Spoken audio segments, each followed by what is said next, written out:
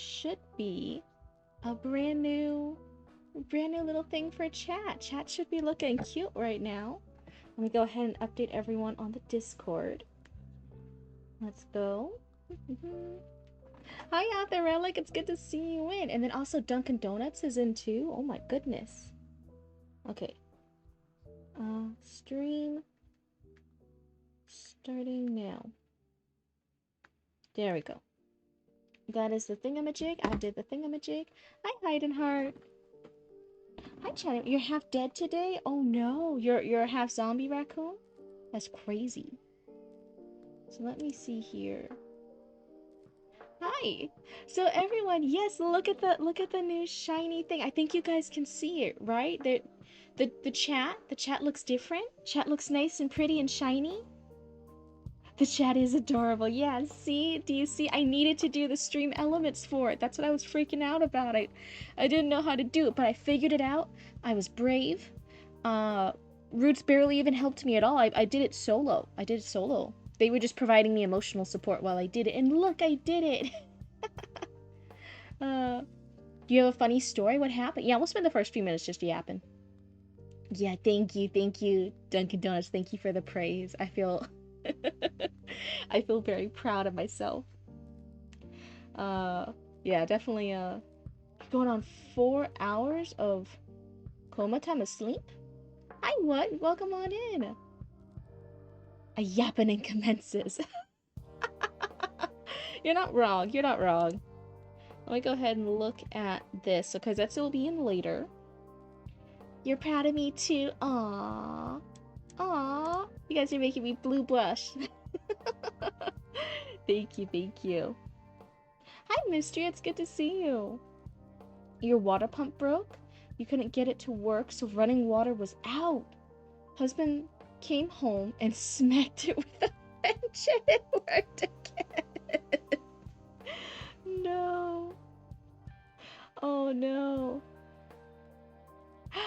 Yes, it is a new chat overlay. Everyone was just giving me praise for it. Everyone, I learned how to put it, I bought it, and then I had to learn stream elements in order to get it to work, so I was very brave. Is your husband fix it Felix?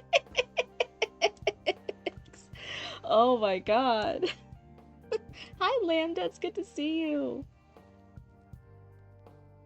If you're proud of our mommy Cryptid, press 1. It's Auntie Cryptid, please, no! I don't need everyone in chat calling me mommy, please, no, it's not that kind of stream.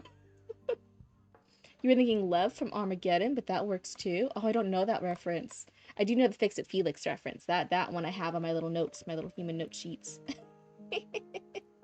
Aw, thank you for all the ones. You've actually been watching NBA games lately and enjoying yourself. It gives me something to talk with your dad about. Oh, that's so sweet. That's so nice. Honestly, that... Our family was never a big sports family. Papa Cryptid's made... Like, even Papa Cryptid doesn't really do, like, sports or anything. When we moved from Massachusetts down to be Florida Cryptids, the big thing was just like, oh yeah, well, you know, you need to know, like, northern names. If you know a few names, then you're good. So it was like, Boston Red Sox, Yankees, other stuff. And if you can just nod your head along, then it will be good. And I was like, And you can see it during Guy Talk sometimes. When other people ask Papa Cryptid about sports and stuff, you can see him being very professional and just like nodding along a little bit because he doesn't know shit either. It's actually really funny. He's a Russian cosmonaut that fixes their space shuttle on an asteroid by smacking it with a wrench. Go, sports, go! I paid for my buddy to go to the football with us to see his team, and I spent the whole time going, woo, sports ball! Was anyone around you during the thing, like, looking at you annoyed, being like, who is this fake fan in the seats next to us screaming, woo, sports ball? I can't talk shit, it would be me too. But, like, I know some sports fans are like that. Kick that hole in one! Hat trick! But yeah, isn't the new chat so cute? Aren't you guys so cute? I love it. I was really excited when I saw it. There's another one I was looking at getting, not for chat overlay, but for like a different thing. Um, you guys love it? Yeah. I'd say they all had the same regional accent as me, so they accepted my clueless butt. Oh, that's funny. Oh my god. There is. I didn't have the brain width to do it today. I just had the brain width to mess with stream elements and get the chat widget up. But in the future, there's a cute little thing I'm looking at buying for the text to speech, a text to speech little mascot. I think it will be really fun. I think you guys are really gonna like it. I think it's gonna be good. I saw it. I was actually more excited about the text to speech mascot thing that I saw to buy than this chat widget. But again, it seemed like the chat widget was easier to do, so I did this one first. But I'm just saying, there's gonna be some cute stuff happening. I've never heard brain width. I'm stealing that. Yeah, like your bandwidth, but for your brain. That's the thing, right? Hi, Devin. Welcome on in. If it's cute, I am on board. It's cute. And it's raccoon themed. I'll just say it. I'll just say it. There might be, you guys might be here on screen with me. It will be cute. I'm excited. If I can get it to work. No promises. So yeah, if you guys like having all your raccoon sonas, the Raccoon Channel 6 news, all that different stuff, I'm excited to play around with something I saw that's not too expensive actually. It was like under $10, so I was like, ooh, bam. But yeah, I am excited. So, do we want to go ahead and get into the first story submission today? Let me see who's in the submission queue. Author Relic, I think you were last stream, so I'm gonna put you on the back burner for right now with Hide and Heart, just because you guys have gone recently. What says they have nothing in queue? Okay. Bob, because you've done recently. I think Death's Head, and there's Maddie Donuts. There's a Maddie Donuts. It's not mean. You were on last stream, right? I'm not completely making it up. Oh, thank you so much for the sub. That's amazing. I so appreciate that. That's very kind of you. I'm still like, I need to act normally about subs and bits and stuff. I still need to figure out how to be normal about that stuff. You're Maddie. Okay. Dunkin' Donuts is Maddie Donuts. Okay.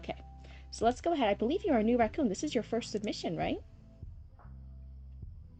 Wasn't it the Desire one? Okay, so it wasn't just me. I was like, am I making it up? Like, am I making up something that happened? 9 streams, I didn't post anything. It's hard right now that the queue's so long. I feel so bad for some of the people who've been waiting for so long. That's the only reason I approved Koizetsu, who does show up sometimes, but it's always like towards the end, and they've been waiting in queue for over a month to have their next piece read. Don't be nervous, we're all good sports. I always really appreciate that about you guys. I still say to other people that I talk in real life about streaming and stuff about, because they're thinking of streaming or they also do streaming, and I mentioned like I lucked out. I lucked out so much. I was just coming in here like naive and wide-eyed, but starting streaming in the reading and writing category has been such a nice community, and you guys have all been such wonderful raccoons compared to starting in some other categories. Granted, there's nice people in all categories, but definitely feels like the vast majority here was like really nice and welcoming here and like understood what I kind of wanted this space to be, compared to like some gaming ones or some backseat gaming channels and stuff like so I am on my third first name. Oh my goodness. So you keep changing your usernames, is that it? You're a horrible sport. So confused right now. I hear Maddie. I thought it was Maddie. Oh no.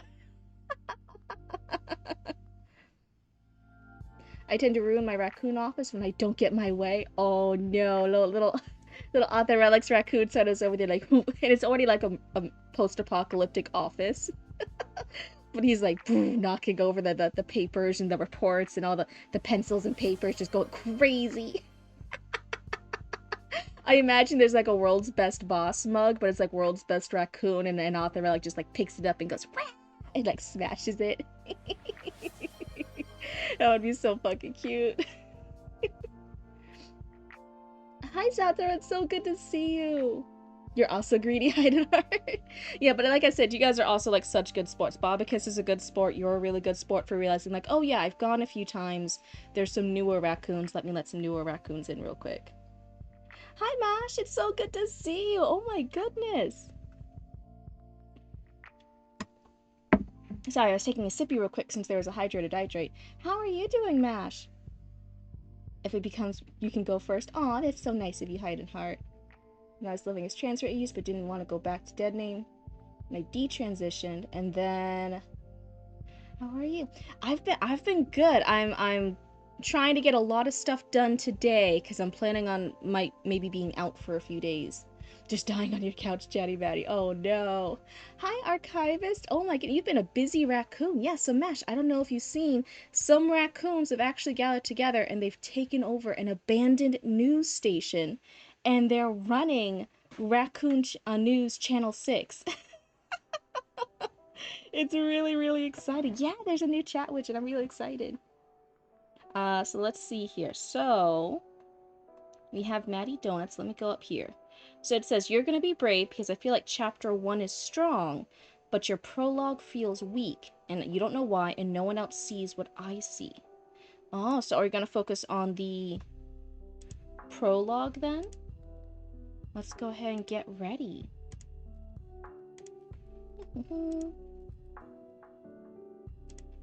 Oh, it says, oh, it's already, look at this. Oh my goodness. Donuts is already over here, and they had it in a darker page thing too. Look at this. Look at this night mode. This is nice.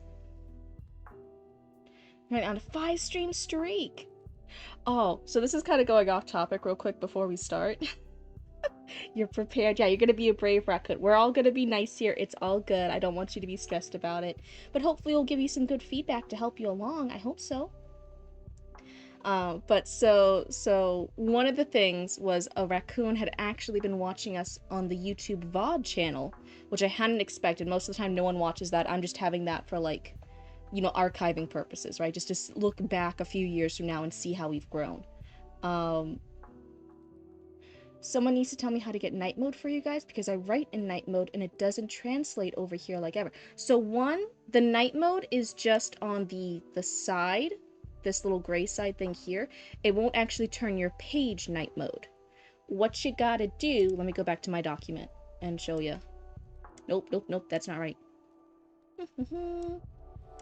That's me. I will click the right thing eventually. Okay, here's the Weave screen. Hi, oh, it's so good to see you, Eli. Okay, okay. I don't know if it's Eli or Ellie. I'm not quite sure how to say it. If we dip into chapter 1, I would like to warn people this is a revenge story. It does get dark. That's fine, that's fine. I'm a big fan of Cryptid's humming song. Yep, that's right. I'm a musical, first one. It's Eli. Okay, perfect, perfect. Nice, nice, nice. You have also, you're one of our new raccoons waiting for your stuff, right? I think that's been it. You're waiting for it. You've been waiting a while. You go ahead and let me know in chat. But here, so I will show you. It's file, and then it is page setup. Oh, you can't see it. Hold on. File, page setup, and then it's gonna see the page color. And normally the page color is white, but instead you're gonna make it dark. I like it black because it's more goth, but you can make it gray, you can make it purple, you can make it neon pink, whatever you want. But you're gonna make it one of the darker colors. And then the important bit is then you'll press OK, but then you have to go up to your text and make your text white or some other color. I don't like it white. White text is too harsh. I actually make it just a really, really light gray. And then the weave messages is just a darker gray. And that's how you make it look night mode. That's how you get this darker screen. Yes, I'm sorry, I was so busy. I'm only staying for a little while today. Oh, okay, so just as a heads up, if you're only staying for a little while, I might not be able to get to yours today then. But it's all good. I never want you guys to feel sorry for like not dedicating your life to the stream. That's so silly. That's not that never want you guys to feel sorry about that. I just wanted to make sure everyone got their turn. So if you're here because you think like, oh, like Crypto has enough time today, I can get it done. I might not get it done today because we have a little packed schedule today. So if you want to head out, and we'll regroup another day and figure out a day to get you in when you have more time. That's totally fine. Yes, thank you. No problem, Heidenheart. Hi, Noxley, it's good to see you. And then, is it Kyo? Hello, welcome on in. When could you get to it? I could have just... So right now I stream every other day, but low-key, you know, a little personal info here. I have endometriosis. I'm starting my cycle soon, which means that I'm out. I might be missing a stream or so for the next few days, just because I'll be stuck in bed. I'll be like vomiting up. I won't be able to move. It will be a bad time for a few days. So after my cycle, then we'll readjust and I'll resume the streaming every other day. And then we can meet up then. So if you want to send me a message in a few days, be like, hey, are you still alive? Are we still good? Can you what day can we have my thing read? And then we can plan it from there. No worries. I don't want you worrying about it. But that's one of the reasons why I really wanted to stream tonight, because this might be one of my last good days for the next few days before I'm like, bleh. Nobody That's so silly. You also have endometriosis. Yeah, you totally get it. See, you get me. So that's one of the things. I love streaming every other day. I think it's a really good schedule for me. But the man, that endometriosis just throwing me off the schedule for a few days. It always makes me so mad. I always feel like I'm wasting my time too. I'm like, I don't want to be stuck in bed. I don't want to be in crippling pain. And then I like try to push myself sometimes to do things anyway, and it never works out. So let's see here. Our first one today is from, I had to put their username in. It is the Dunkin' Donuts. Okay. I'm so smart, guys. Look at me go. Dunkin' Donuts. Yeah. I think I spelled it right. I think it looks right? Okay. If Cryptid is in pain, we are all in pain. I don't know about that. I don't think you guys are in pain. I think it's just like, oh no, we gotta miss a stream or two, and then it all goes back to normal. But it's just annoying because like it's every fucking month, right? So it's one thing to be like, oh yeah, I was sick for a bit, I was in a lot of pain, it was blah, but now everything will resume. Everything only resumes for another month, and then the goddamn thing repeats all over again. It's never ending. What if I'm already in pain? Then you're emo. No, I'm kidding. No pain for you? Oh, geez, I didn't. You had to actually go to the pain store? You had to buy a subscription to pain? That's the only way it's legal. You live in pain? You fell down a flight of stairs a few years ago and it threw your hip out of place. Oh, no. Yeah, messing with the bones, messing with stuff like that. No joke. You walk for 30 plus minutes, my entire leg goes numb. Oh, mister, I'm so sorry. Your pain privileges have been revoked. Oh no, I'm gonna get canceled for this. Someone's gonna clip this out of context and be like, this blue person says that no one else can be in pain except for her, and that's gonna get clipped and go viral on TikTok, and I'm gonna be like, no, please, someone's canceling me. I was just doing a yoke. I was just doing a little yoke. But that you won't make it to my story is so I can just lock it till next stream. I'm going to hesitantly say we might not make it to yours. I think that's, I think it's gonna be this person's, then Raccoon 6 News, then maybe Koizetsu, maybe it will be around that time. And then I'll see how I'm feeling to see if we'll continue or not. So if you want to lock it just to be safe, that's totally fine. I get you. So this is the prologue. It is 4 pages and a few paragraphs. Let's see here. So, oh, what is this? Oh, it's from Cryptid Column. Hold on, let me message her. Let's see. There we go. So that is the plan for tonight. We can wait till the next one.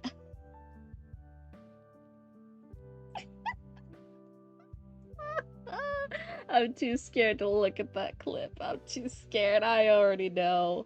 I see the first word is pain. I already know. I already know. Everyone, it was so nice knowing you before I was canceled. I'm so glad we could have this cute little this cute little chat widget up in my pre-cancel era. And now here we go. Now I'll be joining the the depths of former popular people who are now canceled. Alrighty. So, you are worried that the prologue doesn't quite make sense. Cancellation is a rite of passage. I was trying so hard to avoid that rite of passage. This is generally such an unproblematic stream for most of the time, and I'm over here like, really? Really? Why you gotta make me feel blue? You're making me blue. You just think it feels cringe and clunky. Okay. Let's go ahead. That's one of the things with a prologue. A prologue, I always say I'm not a hater of prologues, but a prologue does have to, like, it's got to earn its spot. You know, it's got to be needed. It's got to be super cool. It's got to be. I feel like a prologue compared to just a normal chapter 1, a prologue has to do some heavier lifting to deserve that beginning spot. So knowing that, keeping that in mind, let's go ahead and see. When I'm gonna move my camera a little bit. Is that better? Yeah, that's better. When I was a boy, my mother taught me how to play piano. I gladly sat for hours on her lap and watched as her fingers danced ballerina steps over the cool ivory keys, mysticized by what I could only believe was her magic. She guided my hands to the right notes, and slowly but surely I would manage a clumsy, simple tune. Well done, my love. Her praise washed over me as I sat in awe that the magical piano had actually answered my touch. That part's clunky. Again, I'd squeal, and the process would repeat. And again, slightly less clumsy, slightly more confident, still in awe. I can still remember the embrace of my mother's arms around me, and the feeling of her face in my hair as she plants a kiss on my head. Even when her face became lost to me, I'd never forget her warmth.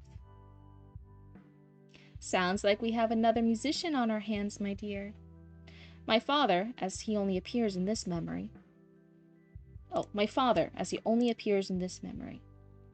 That was the clunky one. Since you told me, like, oh yeah, there's clunky parts. Now, the reason why I'm highlighting things is I'm trying to find, like, specifically... Because sometimes we can, like, as a writer, look at stuff and be like, something feels off, but I don't know what. I'm confused by what is off. So now I'm over here, I'm looking through, and I'm trying to see and find specific instances that's the explanation of why it feels clunky. So I feel that sentence was off. This sentence is off. He slid onto the bench beside us and kissed my mother on the cheek. It was rare to see him out of his office. He was always so busy even then, so I desperately wanted to show him what I had learned. And so off I went, tiny fingers scrambling across the keys, stumbling between notes, trying to keep some semblance of a rhythm. 20 stream streak! Oh my god, thank you so much, Bobicus, that's insane!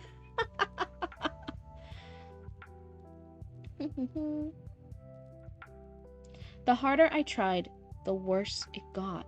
Keys got missed, sections flipped around, frustration grew into a crescendo of key smashing.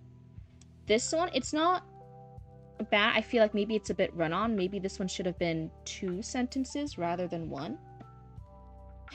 A little bongo one. Is the emote also trying to play piano? That's cute. So I wondered, this one I think is fine if it was in 2 sentences. I had failed, I was sure of that. I couldn't bear to look my father in the eye until he scooted me up off my mother's lap and perched me on his. To my surprise, he was chuckling. It's a good start, Romeo, but you must keep practicing. You'll need to help teach your brother soon. My brother, my parents' second child, was very much anticipated. I knew how important he was, as the king had no sons. It would be us who would inherit if nothing changed, and the kingdom of Testis would be a lot more secure with 2 male heirs rather than just 1. Ooh. Okay, this is big. Okay, so we're not just looking at a little kid hanging out with his mom. This is a future heir to the throne with a soon to be younger brother who will also be heir to a throne. This is big. Whoa, this is important. Okay. So this is plot important. 1. My brother, my parents' second child, was very much anticipated. I feel that one's worded a little clunky. And then this 1, it's run on, so it could be 2 or more sentences. And I'm wondering, this seems so important. I'll hold my thoughts. We've barely even finished the first. We're barely even most of the way through with the first page. Let me hold my thoughts on that. Someone remind me to comment on this one. There we go. Selfishly, though, I was excited to be the responsible older brother who could teach him how to be a good prince, twinged with a little jealousy of having to share my perfect family. From here, I could see my mother's swollen belly. An emotion suddenly overwhelmed me. Pride, trepidation, responsibility. I reached out my hand and pressed them against my mother's stomach, and gently whispered a promise like a prayer. I'll keep you safe, brother, forever and ever. I'll teach you everything you need, and we can do everything together, always. And this is how I remember my family, frozen in this moment made of love and warmth and hope. It's a memory I will always treasure, no matter what came next. That is the prologue. The next page that I thought this was all the prologue. Prologue's only 1 page. The next part's chapter 1. So let's look at this. Let's give all our feet. Let's get our little blue brains working. Maybe your raccoon brains will actually function a bit better than mine tonight. So, one of the things, I feel like this character is younger, because it says when he was a boy. I don't feel like we're talking about a young teenager. I feel like we're talking about a little kid. Do you have a age range in mind, or even a specific age that you want to reveal in chat? You don't have to share it here, because it does come across like, oh yeah, like he was little here. But just to give, he's 6 here. Okay. So some of this stuff is definitely written in like a much older, mature vocabulary. And I get it is him looking back on the memory, but even then it should be like looking back with those thoughts and emotions and vibes of that younger 6-year-old. So saying something like, oh, as my 6-year-old self looked to his pregnant mom's belly, where he knows he has a little baby brother cooking, right, little baby brother cooking in the belly. And he's suddenly overwhelmed with pride, trepidation, responsibility. Those are big words for a 6-year-old. I'm not sure if at 6-year-old you actually know properly what those feelings and those names for those feelings are. You just know you got a lot of feelings. When you're little, when you're like this little, you got a lot of feelings. You don't even know how to always express that or do anything with it or what they mean. You like had to learn how to regulate and identify feelings and how to handle them when you're like older, when you're like bigger. But when you're like this little, you don't know shit. You just do a lot of shit, and then you had to like learn manners and shit. That's what you do at that age. I could see that, but I grew up on Calvin and Hobbes. Good point. My kids just cry when they get all of them feels. Oh. I know that's so annoying as a parent, but just not hearing them crying, but just hearing about that they cry when they get feels. I'm like, oh, that's so cute. Oh my god. But no, I know as a parent, like, it's not cute anymore. You're like, I had to hear all the screaming. I had to hear all this yelling. And you look at one kid, it's like, why did you do that? Why did you, like, hit your brother? And the other kid's like, I don't know, he was there. And then you as the parent gotta be like, okay, but, like, what? Why did you hit him? Why did you hit him just because your brother was there? And, like, the little kid will be like, cause he likes peanut butter and jelly. And you're like, we didn't even eat peanut butter and jelly recently. Like, what are you talking about? And the kid's just like, She's not gonna. They're just coming up with stupid arguments. Kids are fucking crazy.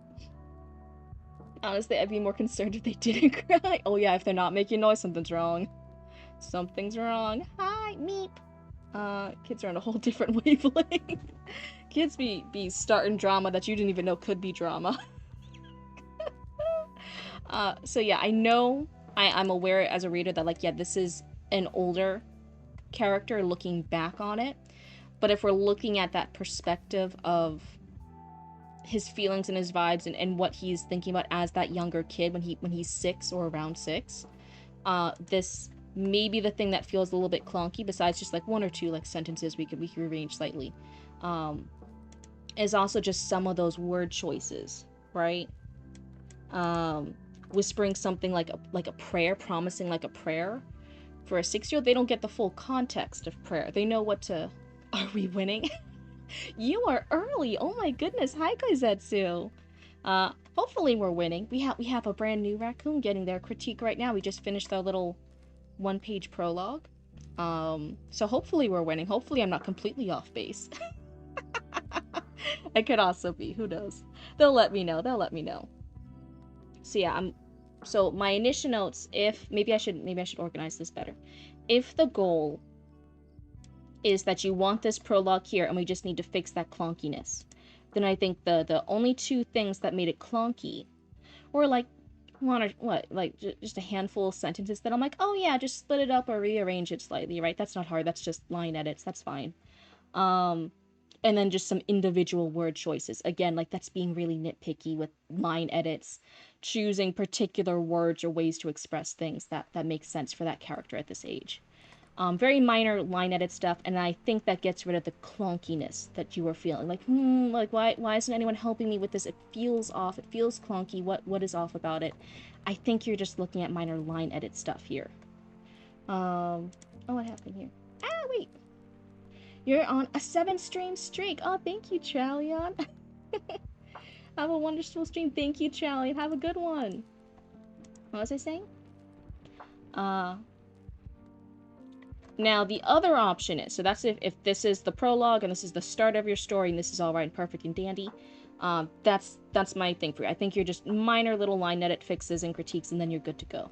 The other option for a prologue, what I was saying before, I'm not against prologues, but they gotta earn that spot. They are the very first introduction ever to your story. They are replacing chapter 1. They are before chapter 1.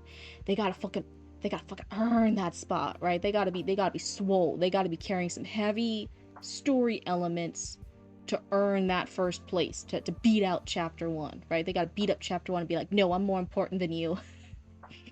I'm mom's favorite. I'm the older sibling. They got beat up chapter 1 and take its spot instead, right? That's what's happening here.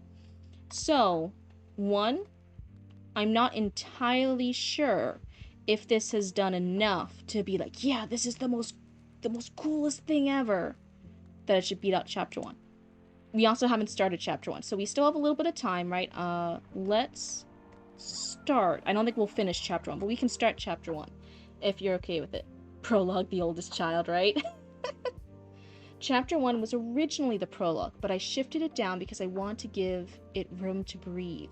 Okay. So now that we have that context, what we've kind of read, I think your length for a prologue, sometimes people try to do like 6, 10, 15, 20, 30 page prologue, and I'm like, no. Prologue shouldn't be an entire chapter. It's just a little thing, right? It's only a little bit of an older sibling. It's just a little thing. Because if you make the readers be too long in a prologue, then they get used to that, and then you shift gears and you start chapter 1, and then they're like, but no, I was dedicated, it's different, and then you actually lose readers because they were too into the prologue compared to the world that you intended for the rest of the book, chapter 1 and onwards. So the length-wise, I think just a page. I'm like, yeah, that's a good short little sweet prologue. But it's also so short, I'm like, this is pretty, maybe I'm too... I'm very vicious with cutting stuff on my own things. I am not afraid to trim back content for any of my creative works. I'm like, it's gotta, I like snort a cocaine, I like have scissors ready, and I'm like, cut it, cut it, cut it. I'm like one of those freaks with my own writing work, so maybe I'm being a little bit too cut happy with somebody else's work. But in my head, I'm like, I wonder. Now, with that context of what Duncan's looking for, let's start chapter 1. You're working on your prologue too. Nuts. Hope you're well. You'll be lurking. Thank you. It's not my prologue. It is Dunkin' Donuts in chat. But yeah, we're going to go ahead and start there. Chapter 1. Let's see it in comparison. The storm outside howled like some vicious beast, throwing its weight against the castle walls in a bloodthirsty attempt to get at the sheltered rabbits inside. I curled up amongst the bed linens, trying to escape the sounds of the wailing winds and the pain cries of my mother on the other side of the wall. Her labor had started many hours ago, and as time stretched on into the night, the expressions on the faces of those coming and going had only grown more dire. Is something wrong with the baby? I wondered to myself, but I daren't say the words out loud, lest they become a prophecy of doom. My mother was strong. I was sure she wouldn't let my brother down. So, you can let me know if I'm wrong. Absolutely. I'm still working on your story plot. I think chapter 1's starting around the same age, around 6-ish, because the mom was pregnant here around 6, so he's like 6 to 7-ish, depending on how far along she was in pregnancy. Okay. Is the main character 6 for most of the story? Or later on, are we going to suddenly like come across like an 18-year-old or a 20, 30-year-old adult ruling the kingdom? Just for context. Meep. Meep, meep. Let's see. In the next room, I could hear my father's strained voice. Where are the healers? We sent for them hours ago. The adults spoke about this most of all. The mages from the church who healed our sicknesses normally arrived at the palace swiftly, but no one seemed to know where they were. I quietly prayed that they hadn't been swept up by the angry storm outside. The door swung open and crashed against the castle walls so loudly I let out a small yelp.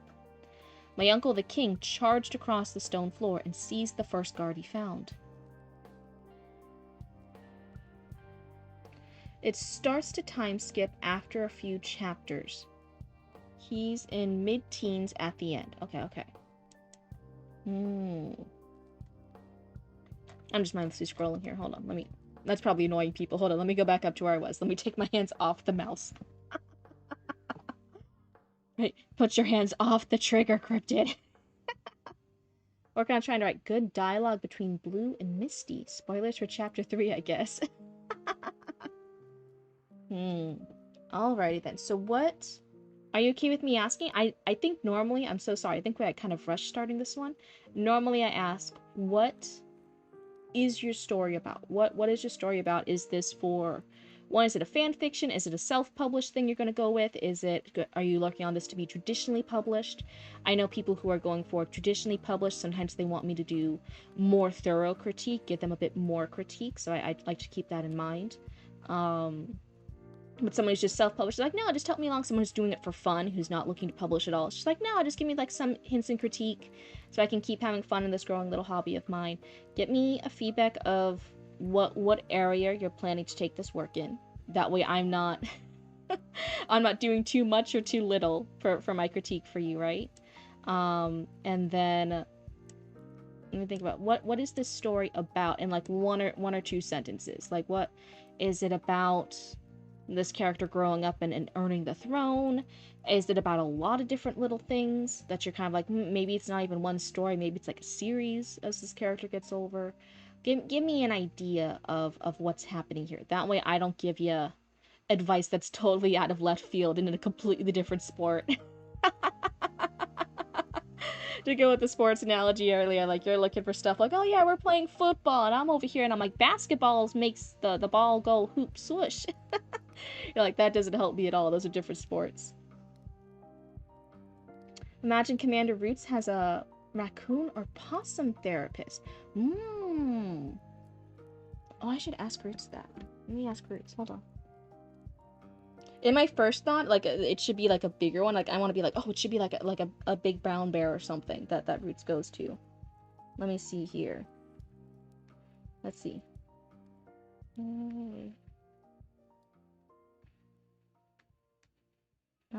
Commander Roots. A therapist.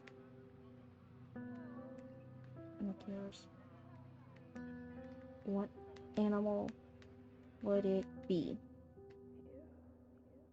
There we go. I texted them. I don't know if they're answered, but I texted them. It's a novel as part of a series. Okay.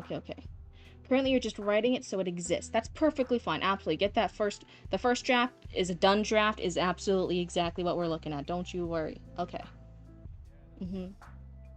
It follows Romeo as he grows up and deals with the trauma of losing loved ones and battles the mental illness that plagues the royal line. He starts a revenge plot, but gets very sidetracked by a girl at one point. Very much like the iconic Romeo. Anyway, okay. So it is a series. One of the things I'm a little worried about is that we're already dealing with big time skips, and that the prologue and chapter 1 are both when he's little, but then you're saying later on there's going to be time skips and he's going to be an older teen all in one book. That's sometimes a little hard to manage, especially if it's already part of a series. Normally with a series, then we can get with having a character age throughout the book. So like book 1 is going to be like 12 to 13. Book 2 could be 14, 15. Book 3, maybe that they're now 17 and fulfilling their destiny or prophecy. Book 5, they're now like 21 and ruling a kingdom. So normally with like a series, they'll age with the series, but we're already dealing with some time skips in one book. That it's not impossible, but I am just letting you know that it's a little tricky. It can be tricky. So let's see here. One of the things with it is not to say that this is wrong, but is this just part of the backstory of your character? Is him at age 6 dealing with all this part of his backstory, and you're trying to make it the start of your story, but really you're maybe starting too soon. Maybe the start of the story is actually later. That's one of my ideas, just throwing it out there, spaghetti on the wall. You know your story better than I have, especially since, like, what? I'm just a blue person. I've read one page in a few paragraphs. Alright, so take it with a grain of salt. Absolutely. Do not immediately be like, this person read 1.5 pages. They know better than me. Oh no, I had to scrap everything and start over at this point. No, I'm giving it as a suggestion. Like, hey, have this little nugget of info in the back of your brain. Is this your starting point? Is this how you want to handle it? And you might want to. It might be like the best, coolest thing ever. But then in your mind, you should be able to say that and defend it and explain why. So it's just some of those little things to have in the back of your noggin. You know, we have to think about things. So let's see. We have the king, who's the character's uncle. He sees the first guard he found. "Where are they?" he demanded, giving the man a firm shake. "Is there not a single competent man in this blasted place who can find one measly white mage?" The guard tried to stammer out a response. "Sire, we have every possible man. Look, if every man is looking, what does that make you? Pouncing maid?" And with that, the king shoved the man into the hallway. "And make sure you're quick. If she dies, it will be all your necks." If she dies? Was the baby a girl? I almost first thought if she dies, I was thinking the mom. So interesting. "Uncle?" I ventured cautiously. My voice was little more than a whimper. His head whipped round and eyes scanned the room for the source of the voice. When he saw me, his gaze softened. "Oh, Romeo, sweet child." He strode over and scooped me up in his arms. "Worry not, we are doing all we can for your mother." "Is she in pain?" My stomach twisted with anxiety. "Is the baby okay? Can I see them? When can I see Mother?" The king just frowned and pulled me in for a hug. It was a warm embrace, but I didn't feel comforted. Why won't he answer me? Take it from someone writing a huge series. Plan it out, but be ready to tweak it as you go along, too. Cryptid is talking my era expertise, a large series. I don't know your story either, but be prepared to tweak. It's one of those hard things when we're planning such a big project, right? Of like, no, I planned so and so thing to happen here, and it was gonna pay off in books 3, 4, 5, 6, 7, 22. And then like everything comes undone because in book 2, like a character that you thought would be able to do this, you suddenly realize like, oh wait, shit, no, they can't do that because they are fireproof, so they can't burst into flames and then give character B trauma of fire in book 4, and now everything's ruined. I gotta go back and make him not fire resistant in books 1 and 2, but then if he's not fire resistant, then the fire demon can blow him up in book 1, and everything's ruined. Everything's ruined, I'm done. Oh my god, crazy bullshit, right, when we're planning big series. We have all 6 eras roughly planned. Oh, we? Oh, is this like a group project thing? Okay, oh, 7 eras, okay. And I have 2/3 of this book intensely plotted. Nice, nice, nice. Okay, okay. Is it a little group project you're doing with somebody else? I want to see Mother, I said, more firmly this time. He sighed. If that is what you want, Romeo, I won't stop you. Stop him! He's 6. The mom's giving birth. Get that little kid out of here. Okay, mostly you and your girlfriend, but other people have contributed. Oh, that starts getting a little spooky scary when you're looking at publishing stuff. Always say if it ain't immune, they die from it, but more painfully. See, that was just a random. I was making that up as they went along. Thankfully, I don't have something where somebody needed to be fireproof. But you can see, right? That shit happens to people all the time. Not me included, right? Just planning out something. I was doing something with the Necromancer Dad storyline, right?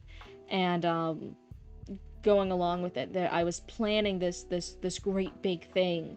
Again, like the necromancy does exist in that world. There are necromancers, but they're limited, right? They're limited. They can't do full necromancy if someone brings someone fully back from the dead. They shouldn't have that power. They can either bring ghosts and spirits back to answer at stuff like trials or things like that, or who murdered them, things like that, and make their souls rest in peace, or they can raise mindless, like, zombie servants.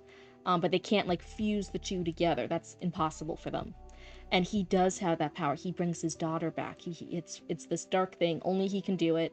And then it was going along with this plot, right? Going along with my plot, and then something I planned, like this cool scene, but that other character, the side character who's supposed to have this cool scene, also had, for plot relevant stuff, he also had the necromancer power. That's someone was fully brought back.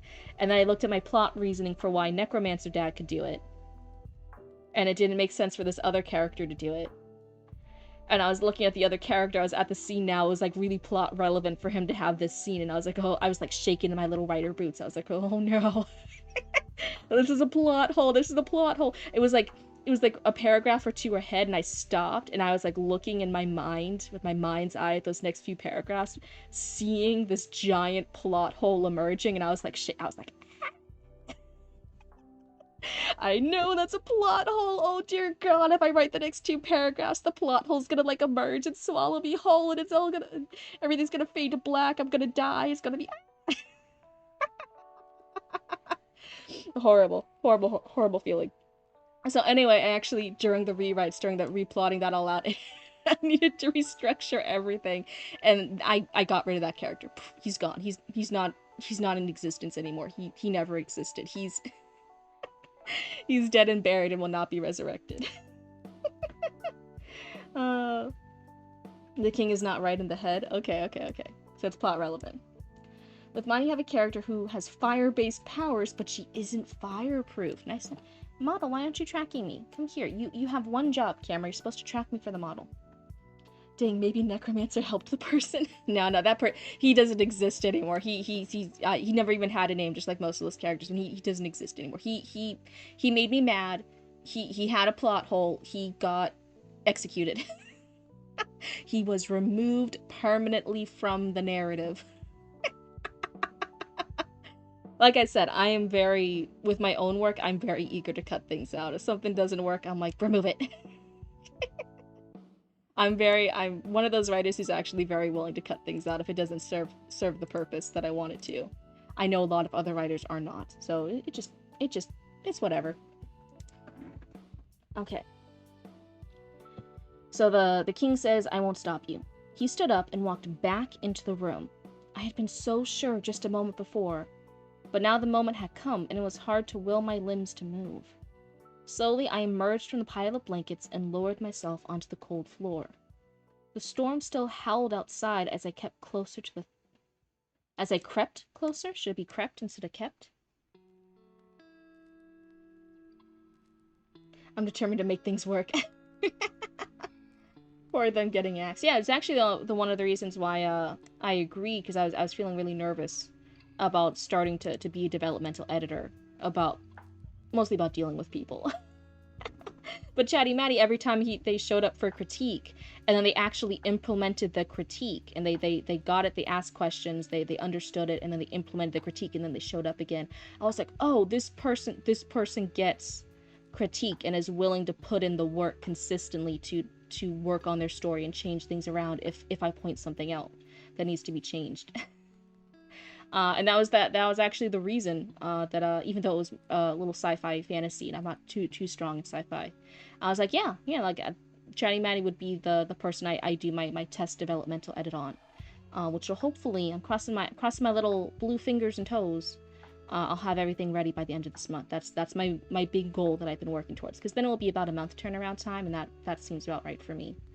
But I'm looking forward to that. So that's actually one of the things, of keeping things in mind. If I feel sometimes, and it's a totally normal feeling as writers and creatives, we get really up in our feelings about our work, and we get really anxious about changing things and making things like not perfect, or if people disagree with something, they just don't get the vision.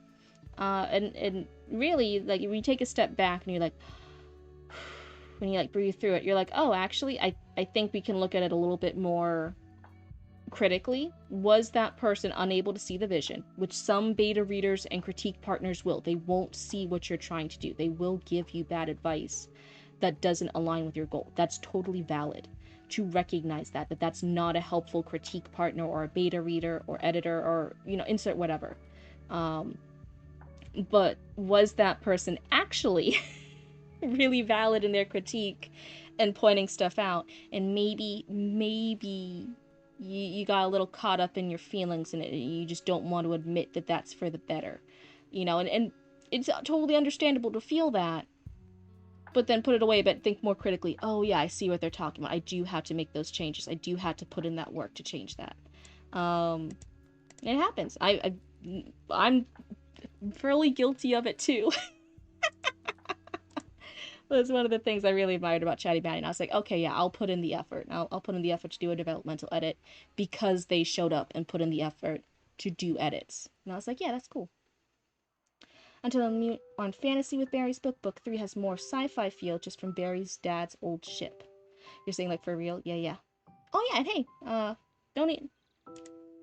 Crept closer. Hey, I'm happy to point things out. I always say I'm not the best copy editor, pointing out little spelling errors or mixes like that. But if I see something, I'll say something. I'll help you out. It's all good. So if nothing else, I helped with one thing. I helped one thing on this manuscript, and hey, sometimes that's all we could do. That's the most I could do. So I crept closer to the threshold. Be brave. Mother needs you. The mantra pushed me forward, despite the fear in my chest. It is appreciated. Yay! Inside the room, my father was crouched at the bedside, my uncle behind him. Dozens of attendants lined the opposite wall, holding various rags and basins of hot water or pitchers of crimson wine. Is that what stained their uniforms? At the center of the room, a sturdy wooden bed sat, obscured by heavy curtains. Mother, I whimpered, my resolve overpowered by fear. We all appreciate you, Cryptid. Ooh woo. I can say for a fact. One, I really much appreciate this chat, and for sometimes understanding things even if I don't always have the best words to explain it. I really, it's what motivated me when people were so Legally distinct space scooter. Love Treasure Planet Yeti. I'll also not admit some of my ships are Treasure Planet inspired. I love Treasure Planet. Like my legally distinct oversized space soldiers. You know what I mean? Yep. Hi, Raymond. It's good to see you. You have things still in queue, too. I'm looking. You've been waiting for a while for some of your stuff. I remembered. Because yours, I think the reason why sometimes I forget you is because it's just an R ... on my Discord screen. So I can't actually see that it's your username. But if I'm identifying the correct one, I think you have stuff in queue, too. I have to get through. I'm looking at you. I'm like, there's some stuff in queue. I think I'm behind on your stuff as well. So my father's eyes darted to me immediately. Romeo, you can't be in here. Hold on, I'm gonna sneeze.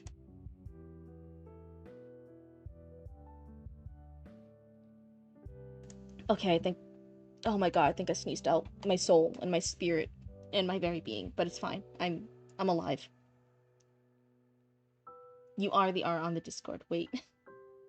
Bless you, thank you. I told him he could, says my uncle. No use coddling him now. Thank you. I get all the blesses, yes. Now I go stronger. These blessings self-fuel me into godhood. Athena blesses you. William, please, he's just a boy. My father sounded exhausted. I took a step forward. Romeo, stop. I froze. I want to see Mother. I could see her hand in my father's now, her pale fingers intertwined with his. He shouldn't see this. Someone take him outside. An attendant stepped forward to take my hand. I snatched it away. No! I ran, dodging out of the grasp of the attendant, and climbed up onto the bed. Mother, I'm here. Your Athena statue fell off the shelf? Like right then? Like right after you said Athena blesses me, she fell off the shelf? Or was this like a while ago? Hold on, you gotta let me know. Did it happen just now? You can't say yeah, I gave you 2 options. I don't know which yeah you're saying to. Was it yeah about now or yeah about something previous? Oh no. I'm shaking in my little cryptid boots. Oh no. Which one was it? After I typed that. So she fell right after you said Athena blesses me? I'm so sorry. I don't know what I did. I'm just a little blue person on the screen. I don't know what I did to piss off Athena. I'm so sorry. I'm so sorry. You can take the blessing back. It's okay. I don't need... Here, take it back. Fell after I typed Athena blesses you, yes. Oh, no. Oh, no. Oh, no. Everyone say a prayer for Cryptid. I think I need it. Oh, no. Oh, no. Here, take the blessing back. Take it back. Take it back. Chatty Maddie, say you take it back. Take it back. Maybe then she won't be mad at me anymore. I'm sorry. I'm sorry about whatever I did. I didn't do much, but I'm sorry about what I did do. Oh, no. Oh, no. This might be it, guys. If you never hear from me again, it's because of what Chatty Maddie did. Chatty Maddie killed me. Tina doesn't like it when they hear each blessing gets you closer to godhood. Oh, no. But no, I said it before the Athena blessing bit. I said it would help me achieve godhood, and then Chatty Maddie blessed me with Athena. Oh, no. Oh, no. I'm sorry. I won't get any closer to God. I'll stay right down here. I'll be humbled. I'm humbled. I'm humbled right now. I'm all the way down here. I'm humbled. Athena blesses you. Athena, excuse me? I'm humbled. I'm all the way down here. I'm so sorry. I'm so sorry. Chatty Maddie, you're just trying to get me in trouble. You are just trying to get me in trouble. Just take all your blessed sues and take them out of here. Take them away. Take them back. I don't need to be angering anybody. Hi, Fod. Welcome on in. Chatty Maddie's in chat, and they're trying to get me got. They're trying to get me bad mojo. I'm not trying to do nothing. I'm just a little innocent cryptid.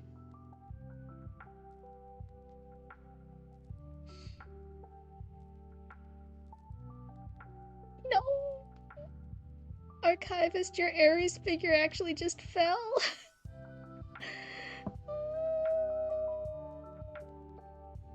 No, why is this happening? Chatty Matty, I'm actually like getting serious. Stop it. I don't want a blessing from that one. I don't want to be raped and have some other buddy's baby. I don't want this. Stop wishing me these things. Some hearsay I hear. I know that they're doing this to me. I wasn't asking for any of this. I'm innocent. Please. I'm just an innocent blue bud, and I'm shaking in my boots. Oh. Cryptid got the whole pantheon falling for them. Don't say that. Now you're gonna piss off everyone else. Oh no. This is how it starts. This is the beginning of the end. Farewell. Farewell, all my raccoons. It was nice knowing you. I'll see myself out. Poop. I'm scared to ask what that one is. I'm scared to ask. If I don't know them, will they like extra curse me? Yeah, Greek gods are not known for that way. That was why that one was extra, and I was like, dude, what the fuck? Why would you do that one? Don't be bringing that into my mojo. My mojo don't need that. I'm gonna focus on the reading over here. You guys are being mean in chat. So he says, Mother, mother, I'm here. Squelch? My hand landed in something wet and sticky. I looked down and my breath caught as I realized I was kneeling in a pool of red blood. So much blood.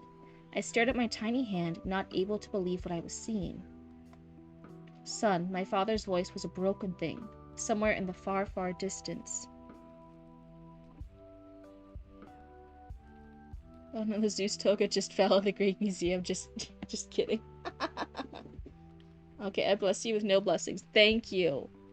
And like I said, take back your other blessings. Take them back.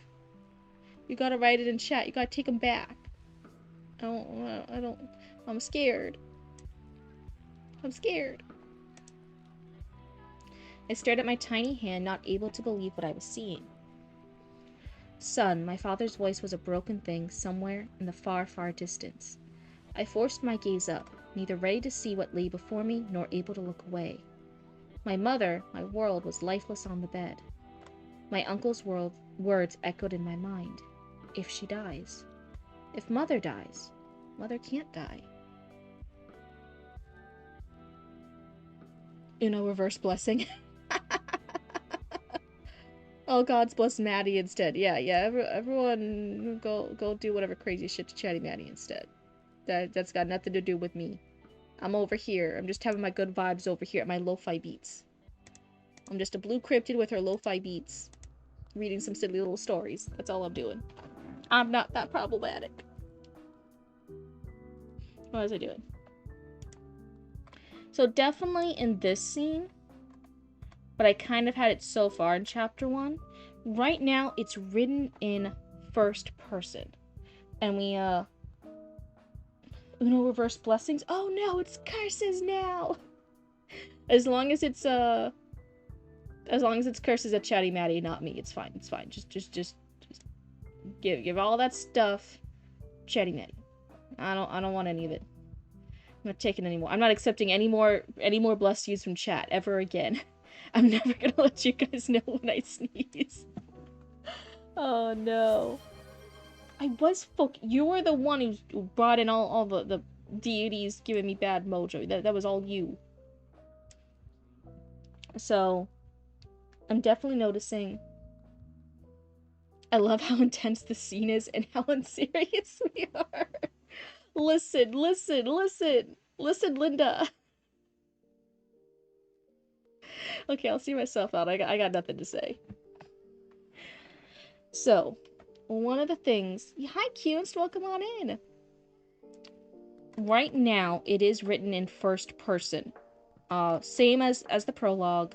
And again, it's from that 6-year-old point of view, but sometimes I'm still feeling the vibe of it sounds like that older narrator, someone with the bigger vocabulary, who understands feelings and emotions and more things than what's really happening, is writing about the actions of a 6-year-old rather than the narrative point of view being from 6 years old. I don't take all this deity stuff as teasing. This is worrying me. I was gonna be like, bam. I was gonna be like, bam. I was gonna give you timeout. I was like, oh. I was getting anxious. I was shaking. What was I saying? Hold on, I gotta focus. Don't do the focus redeem. I'm already focusing. So, one, you could argue like, oh yeah, just going in and doing those line edits would fix it. And you could. That is a viable fix. That is a viable fix for this. To go in through the line edits, look at the vocabulary, look at how you're actually handling that voice for this point of view. From the first person point of view of a 6-year-old going through this traumatic thing. That is a valid fix for this if you really want to keep the first person point of view. What I would suggest as something interesting to try out, maybe even just do it with the first few scenes here, just take 1 page or so, first 2 pages, try it out. I'm wondering if this would read better or stronger in your writing style if it was third person. If it was this little like narrator looking at the scene, describing a 6-year-old Romeo going around looking scared, looking anxious, describing, oh, this little kid's asking to see his mother and it sounds like a whimper, it sounds so quiet, he looks so sad, he's not comprehending stuff. If that would be stronger, rather than hearing from the point of view of a 6-year-old that like, oh, I tried to ask for mom and my voice sounded like a whimper. Some just like little things feel off with the first person. Let's see. Writing kids is hard. It definitely is. Model, pick me up. There we go. There's a snake in my boots. As an adult, as first person too, you're not touching that. It is definitely difficult. They're definitely trying a very difficult technique here. That's why I'm saying, if this is important to you, and you're like, no, I really want to do this first person from the 6-year-old here, it's so important, then like there are some... It's in first person for a meta story reason. Oh, I don't know about this. I don't know, but it'll take a while to explain. For normally when you have to like try and like justify stuff for like for a meta reason, sometimes it's like, okay, I do know there's this bigger concept, this bigger proof. You're offering a hug as a truce. Okay. But if there is this meta reason that to justify it that only comes in later, sometimes it's like, okay, was that meta reason worth it? Was it worth it? Did the 6-year-old have to mature fast? Even then, even if the 6-year-old is super mature because they are in line for the throne, they are gonna mature and have this trauma from their mom dying, from, you said there's gonna be some mental health stuff in it, that then still sounds like, okay, that's the mature later when they're an older teen or a young adult coming in voice. That's their dialogue, that's their voice. And we have that happening in the prologue, the narrator looking back. But now chapter 1, I'm not so sure if it is happening, because sometimes it's in past tense, but then other times their internal thoughts are present tense. That's what makes, sometimes we're mixing up tenses a little bit. The voice for the 6-year-old isn't quite being strong. It sounds older. That's how I'm like, is this technique worth going through the line edits? And it would be hard. It is work going through the line edits to fix all that. Or is your writer voice just naturally going to be stronger, trying to convey this scene, maybe perhaps in third person, looking at this very, very sad, very unaware moment of this young little kid just thinking he's going to get a little baby brother or sister, and then going in and realizing, oh no, like his mother's passed away, and seeing that heart-wrenching moment and looking at how this little kid reacts and processes that. That's one of the things I'm wondering, like, what would be the strongest way to convey this scene, and maybe even the most natural scene for you to better convey that. That's what I'm saying. I'm not saying like, oh, go go in there, rewrite the whole thing from third person and let Cryptid convey it.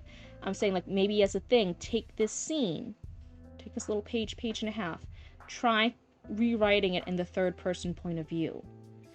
Then you can keep the vocabulary that you seem as a writer to naturally already have. You write as a more they're not going to have the biggest vocabulary. If I were you, I'd definitely do it in third person. That's what I'm saying. The vocabulary here, the writer voice, the way this is being conveyed, I'm wondering if it's more natural and if your ability as a writer is going to shine a little stronger with the third person. If you are very strong against that, you're like, no, there is this meta reason. It's totally going to pay off. It's amazing. It's brilliant. It's gonna blow your blue socks off, right? All that. Then I'll be like, okay, then this is possible, but it is going to take the work. It's going to take the work of doing some intense line edits to fix the little areas of wonkiness that you're noticing, and the little off the tone of voice, the view voice of that 6-year-old to really make it be conveyed.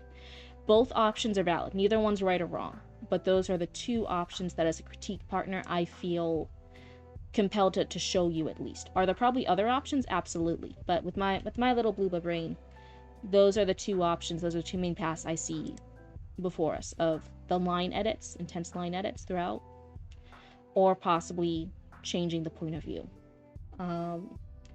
Did the 6-year-old have to mature fast?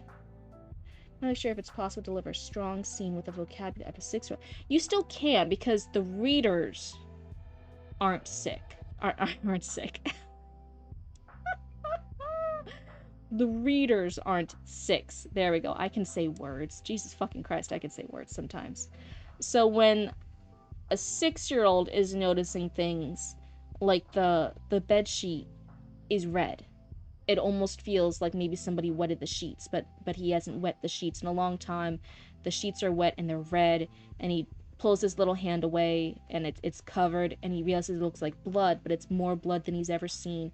And we, the readers, would know, like, oh, something's bad here. Even when, like, a little 6-year-old, we could be sick. Oh yeah, everyone, username zombie could be sick. A username with zombie could be sick.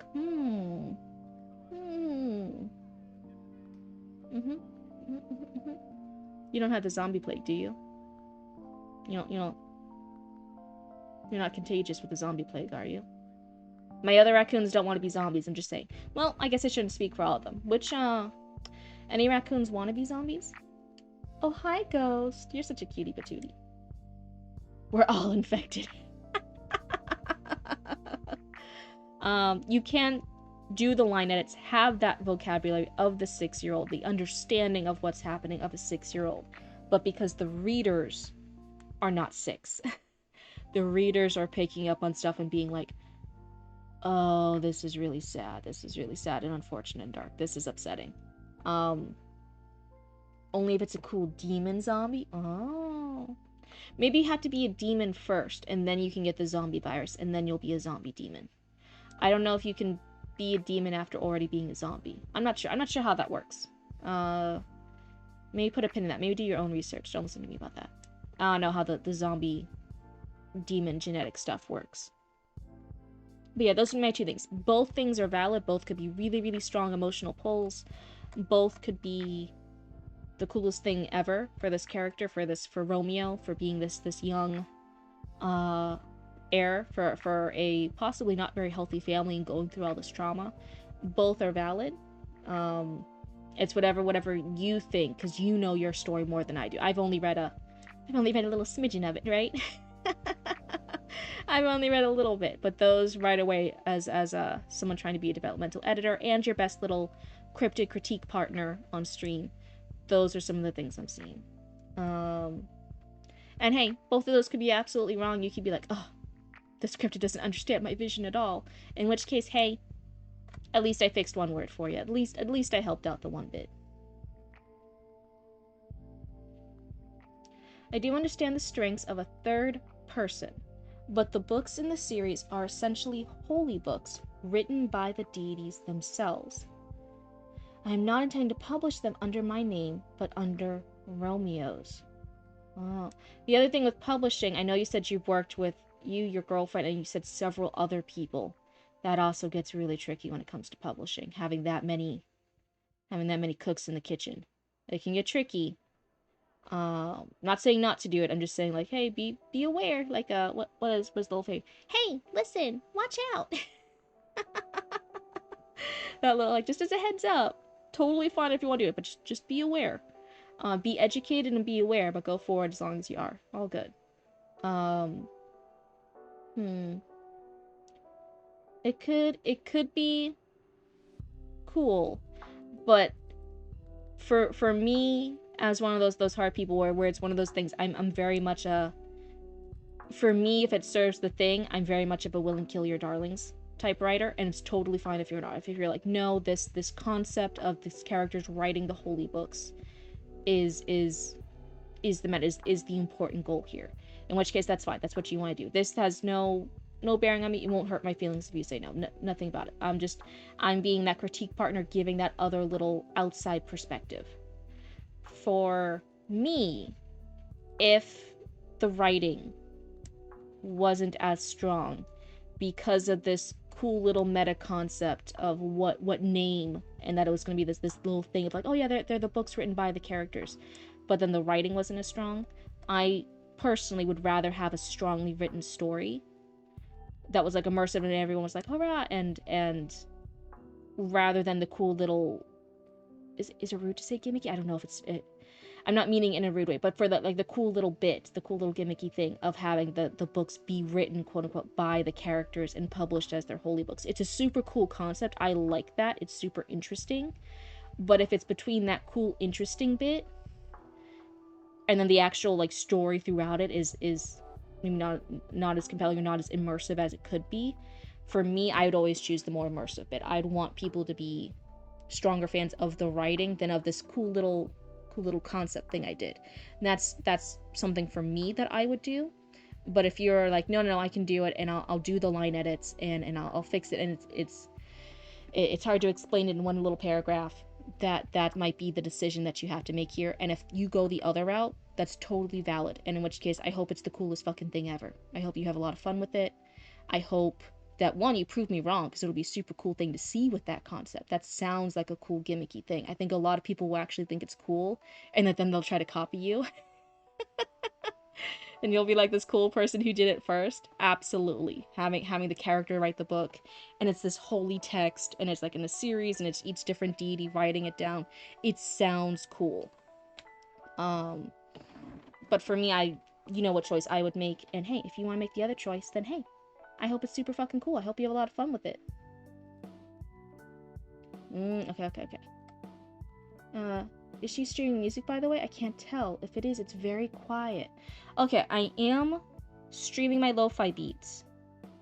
The thing was, whenever I uploaded on YouTube, the audio, the background music is actually a bit louder than my voice. So I was like, maybe the music's too loud. So I turned it down a smidgen this time. Maybe I can mess with the settings a bit. Hold on.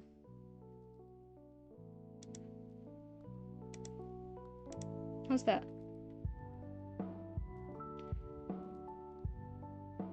I see, cool. You can hear it same. Is it better now? I just tweaked the settings a little bit. So I have it it's the same quiet setting in OBS. But I turned it up on the actual YouTube volume. Now you can hear it. Okay, and I'll test it. I'll see if this helps out, if it's a little better audio-wise for YouTube. But yeah. Oh yeah, I think I was gonna say this earlier. So yeah, we had one raccoon who came from the YouTube VODs, and then joined us on Twitch, and I was like freaking out. I was like, right? That was like super crazy. I'm like, no one's actually watched the VODs. That's insane. I wasn't planning for anyone to watch the VODs. I haven't done anything. They're just like exported directly from Twitch to YouTube. That's you, yeah. I was pretty sure, but I didn't want to say it in case I was wrong. And anyway, so since you started watching it, some of like 1 or 2 views started appearing on the VODs, right? And I was like, oh, okay, but it's probably like just me double checking stuff, and then it's that from RaccoonTube.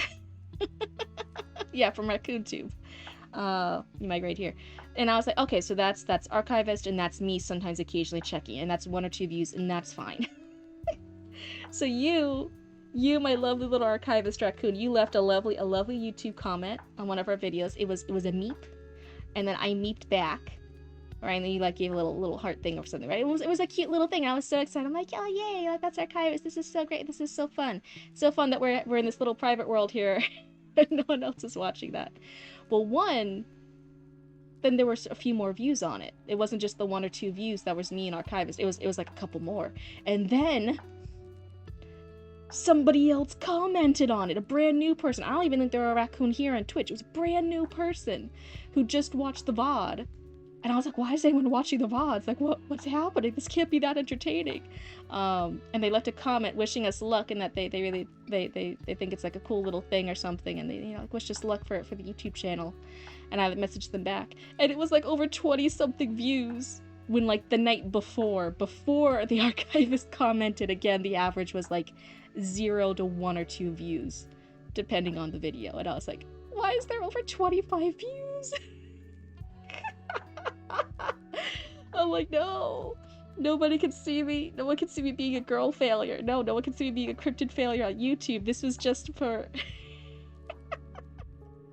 I didn't think it would actually no one was supposed to watch it. So now I had to start thinking with my big blue brain. I'm like, oh no, now that people are watching it, I actually had to start editing them. It wasn't my fault. Lie. You liar. I was like, I'm not calling you a truther, I'm calling you a liar. Just went through 5 pages of edits just to change the manuscript from first person to third. Yeah, see those point of view changes, those edits, those oh my god, those are hard stuff. Cryptid, at least you didn't get struck by lightning. Now you had to subscribe to the YouTube. This wasn't a promotional plug for the YouTube. This was just me freaking out a little bit. You recommend me to people? No! I'm too embarrassed for you guys to be recommended to other people. There was a very like distinct thing. I learned how to do the TikTok videos with the model. And then we were honestly growing so fast here on Twitch that I was like, okay, like the next thing for growing would be to start doing the TikToks, the Instagram posts, everything with the model, and promoting the Twitch streaming and the YouTube channels, right? And then I was like, we are growing actually too fast. I need to have like better systems in place for the submissions, for this, that, and the other. I was like, we're growing too fast. I'm actually not gonna do any promotional stuff until I'm better equipped to deal with anything. I recommend you to my mom for embroidery. Oh, that's so sweet. Let's see. Oh, wait. Oh, there we go, Satra. There's about 4 or 5 chapters I had to turn into 3rd because I got a hair up my ass to see if it would be better. Too many characters, though. Oh my god. The archive is a monster of forcing Cryptid into editing. Cats. Clutching my pearls. Oh no. I did not do the news yet. I think we just finished this, so that is my feedback and critique, and hopefully some helpful ideas, even if not to implement, but at least to consider in the back of their brain for Dunkin' Donuts. Otherwise, I hope this was a little helpful nugget for some helpful little thoughts for Dunkin' Donuts. This was their first time submitting, so this was some big changes. I try to steer away from such big suggestions for a first-time edit critique, so hopefully this wasn't too much of an off-put for you Dunkin' Donuts. I hope this wasn't too crazy. But yeah, that's kind of the vibe here, right? We have some stuff read. I'll point out little helpful things I can, and then like if did you watch Ants? The puppet down is hilarious. Oh, now you want donuts. They want to sub so I can go over your critiques of my reading. You want to sub so I can go over your critiques of my read. Oh, for the YouTube. I was like, you don't have to subscribe here. Like, I'll still do your critiques either way. That doesn't change anything. But on the YouTube, okay. To summon the voice of Archie, a sacred phrase must be said. Innocence means nothing. Oh my god. You fell into a rabbit hole. The devil's taint that is shadow of the conqueror. So many reviews desecrating it, and rightly so. Don't worry, Cryptid, all your RRs will be coming to you too. Oh no. Yeah, I appreciate enters existential crisis. One, this is going off script a bit. I don't want you to enter an existential crisis. If it comes between circling and spiraling in your head and not making the thing, or worrying about what I said and going back over every single line and every single change and being like, oh no, but Cryptid said this, it won't be good unless I do it the way Cryptid said. I'd rather 100%, I would 100%, I would 1000% rather you avoid everything I said if it would just help you get the thing done. I would 1000% rather you say, fuck what Cryptid said. This is hurting my brain. It's keeping me from doing the productive thing, which is making the thing, which is making my cool creative work. I would 100% rather you just make the creative work and ignore what I said, rather than trying to worry about implementing my critique or advice. Yeah, definitely. Chew it over for a bit. Let it tumble around in your brain. If your brain then says, if something I said had merit, try it out. Don't commit to it, right? That's crazy. Try it out. Try rewriting the prologue. That's just one page. Just try writing one page over. See if you like it. See if your writing style comes out that way. I could be wrong. I could 100% wrong because I haven't actually read you writing in third person. So I could see maybe you write in third person and then go back to this and I'll be like, oh, actually, no, I think you were onto something. I think it would be stronger if you wrote in first person and keep that cool idea of the characters writing their own holy books and their own holy scriptures and their origin stories.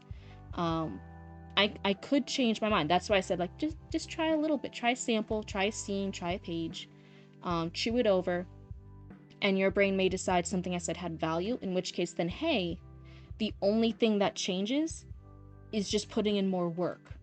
This is a huge creative project. You're talking about a series of books. You're already going to be doing work. There's no getting around it. The worst case scenario is that there's just some more work to do. There's just changing things around. The best case scenario is you try it out a little bit, and then you're like, oh, nope, Cryptid was full of shit. I'm gonna keep doing it the way I planned.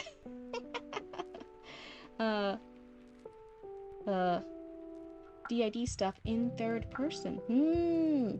Do you have a scene later on if you want to go ahead and resubmit into the story queue, if you're up for it? You know, you could be like, no, actually, this is Cryptid, I never want to submit to a scary online critique ever again. This was too much. If you're up for it, if you have a scene written out that you're worried about, like, how do I approach this? I don't think the third person will work with this scene. We can go through it in a future thing when we get to you next time. And we'll go through it and I'll give advice and feedback on how I think you could approach it. But that's an idea. That's just a possible thing. You could also be like, no, I'm never giving my work to this blue person ever again. She makes me think things about point of view and changing things and I don't wanna. It could absolutely be. Might be worth looking into if Brandon Sanderson did it. Oh, okay. Between the first and third. You can even shift back and forth between first and third point of view for DID. It's disorienting to read, but that's pretty much the point. Oh, these are some good ideas. This is why I love having my raccoon say things too in chat. You guys have other, like, really cool ideas and references that I don't always know too. This is good stuff. I can highlight this section and resubmit it for later. You have DD, and I love how he wrote that. Yes. Okay. Okay, sorry, my mouse not tracking. I said about this book, then he just went off the deep end, and now I can't stand him. Even the guys that work with him look uncomfortable. What? Luckily, I don't know how to edit much, so I'll upload raw clips. The one he writes a book, though, this is some Christian levels of awful. Oh, no! Okay, but yeah, chew things over, try things out, submit other things for the future to see if we can help you brainstorm or to have any cool ideas or feedback like this.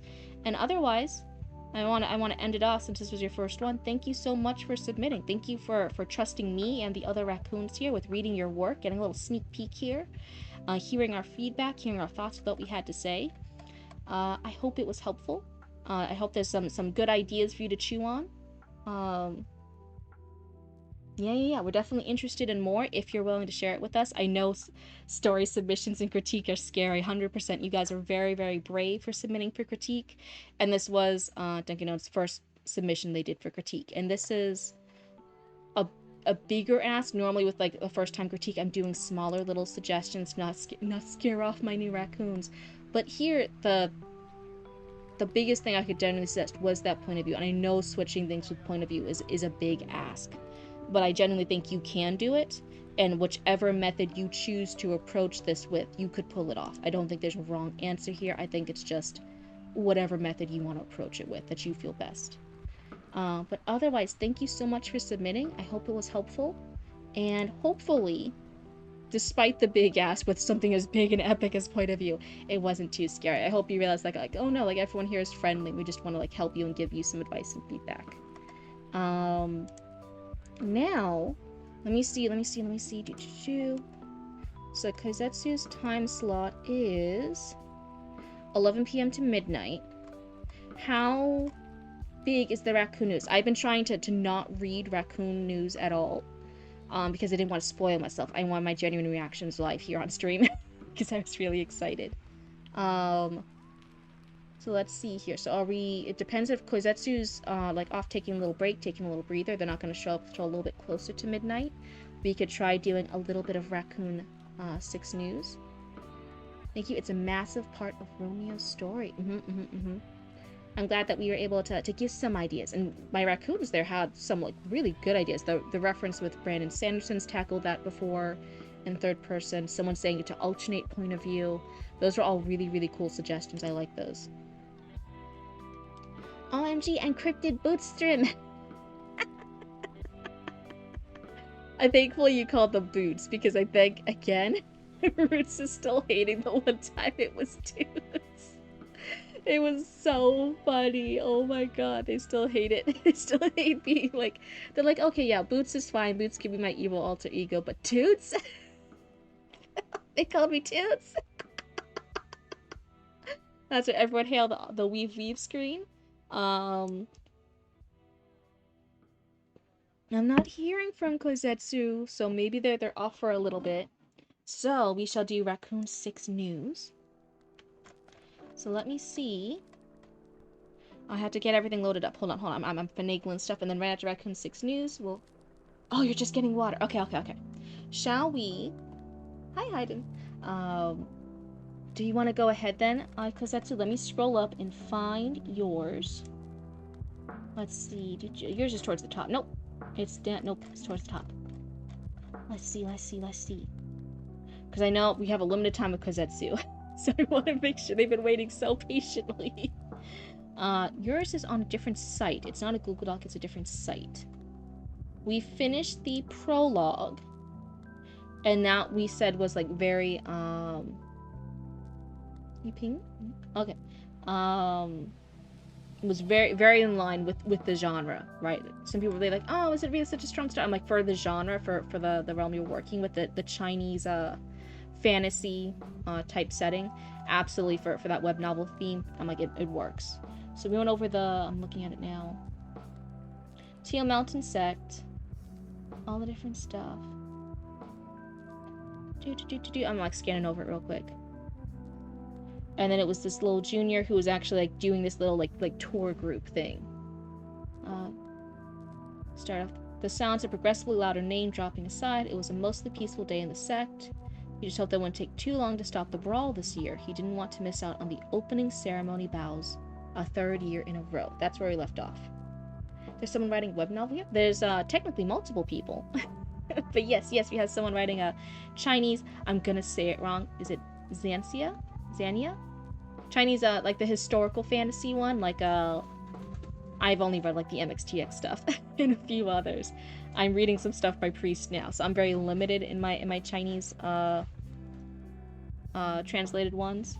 So that, we finished the prologue. We are going to start... Is the first chapter called Chapter 2? Is it prologue and then Chapter 2? Let me double check. Yes, Chapter 1, prologue. Chapter 2 is Chapter 1. Okay, I wanted to make sure we were on the right thing. So, let me get my screen ready. Window.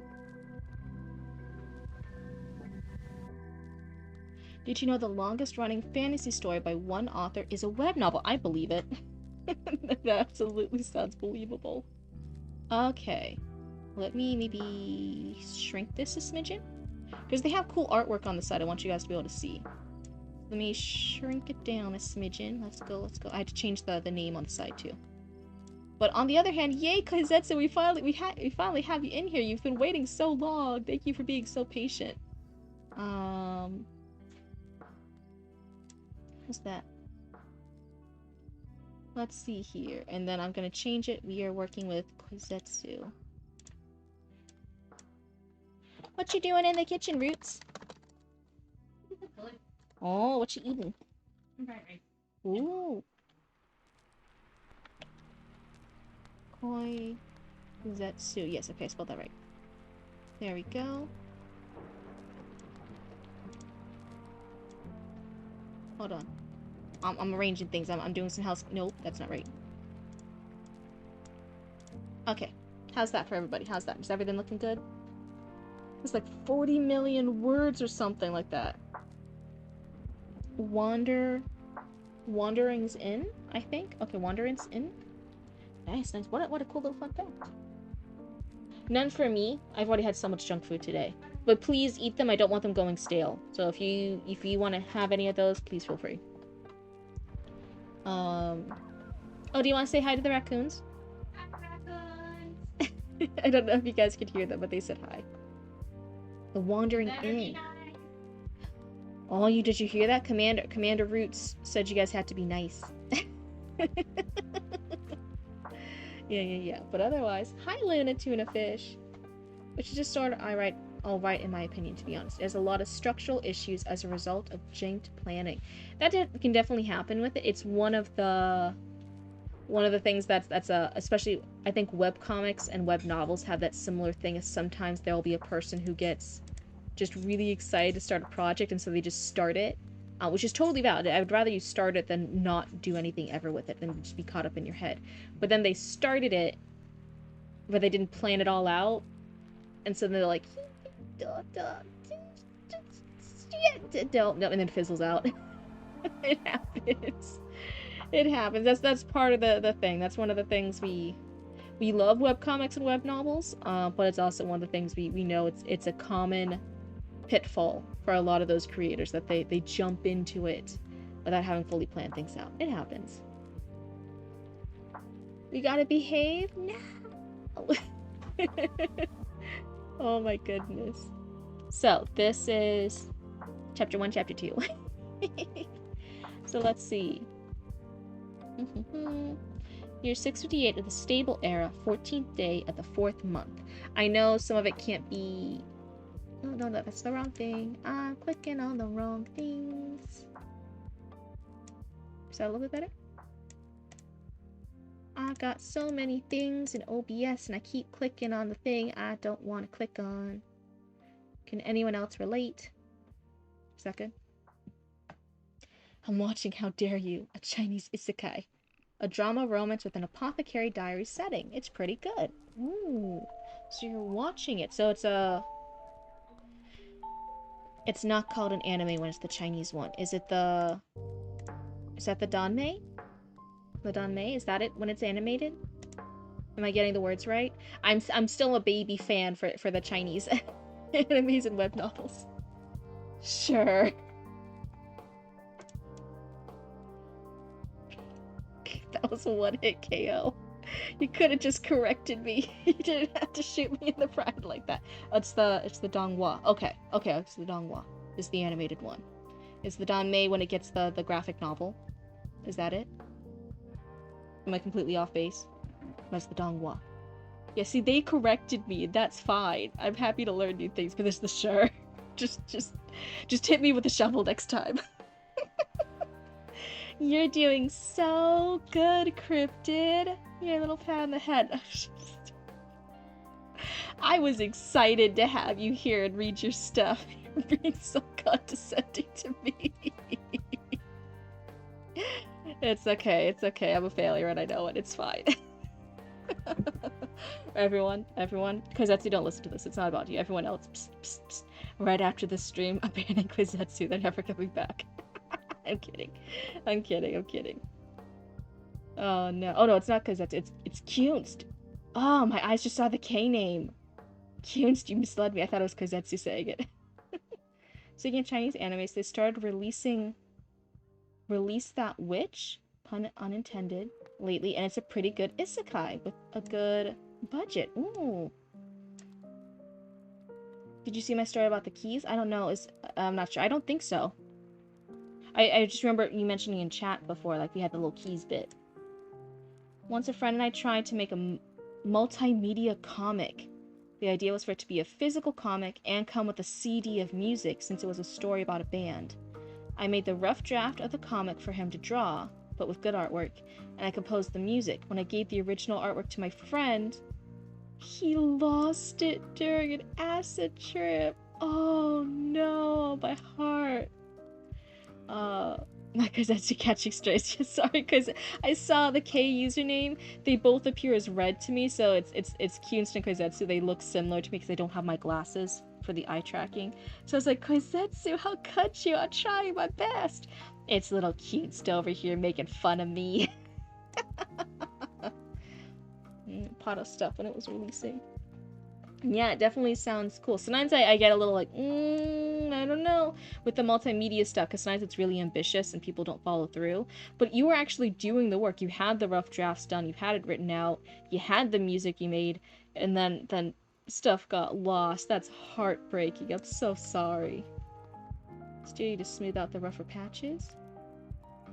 Feels so different from the manhwa, which is comedic, while the anime is serious and trendy. Oh, that's weird. So it's, see what they changed. So are you saying all Ks look alike to you, Cryptid? Are you Ks?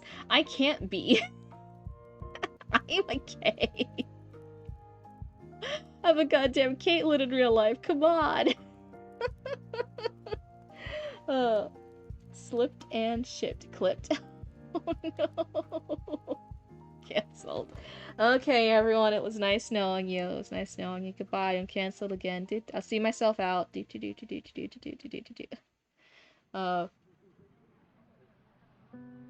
thing there aren't three of us, or things might get very problematic, right? So again, my family nickname that only my immediate inner family uses. My name is Caitlin. People call me KT. Baby Roots couldn't say KT. They called me KK, and that was the family nickname for me, right? So it was like my little baby sibling Roots would call me KK. She's from fucking Florida. And then Mama and Papa Cryptid also called me KK, right? And it was just the thing, because you couldn't say KT, so they said KK. And that's why it's just two. It's just two, so we're not in danger territory yet. It's just two. But, we're in fucking Florida now. Up in Massachusetts, it wasn't a problem. Now we're in fucking Florida, right? We moved to Florida. The baby Roots is growing up. Just don't have that extra K, right? Yeah, that's the danger territory. Like, oh no. So then we have these, we're in Florida, Central Florida. We have these older neighbors on one side, like church thumping type neighbors, elderly neighbors, right? And they hear young baby Roots at one point shout out for me, right? They're in the front yard, they're running towards their big sister, right? Like this is when Roots was younger. Hi, Meat. Meat. You'd run early tonight. Have a good stream. I'll catch you on the flip side. Bye, Hayden. It was so good seeing you. Oh my god, KT sounds like a badass signature that a secret society Enter would use. I did that all the time when I was in elementary school. I signed things as K and T instead of Katie. It helped because I was also dyslexic. So having less letters helped. But anyway, focusing on my side story before we focus on Kozetsu's story. So there's this little baby Roots was there in the front yard. They're running towards their big sister, KT. All they can say is KK, so they're running towards their big sister. They're calling out as little siblings do, and they're like, KK! And they're running over to me. They say my name a few times. You can see how that's starting to lead to trouble now, because they're only saying the K and a K. which is 2, so we're fine, but they're repeating it. So it sounds bad. And again, if you know, like in time, you know she's just calling out. They're just calling out to me. But anyway, then we're very antisocial. I think that's a more northern thing. We don't really like talk with our neighbors too much. In the south, you do. So before, we weren't really talk to these neighbors before. They had been out, and they heard this. They heard young little baby Roots calling out to me, running towards me, and saying the K over and over and over again, right? Hi there, it's me, Koizetsu, the koi.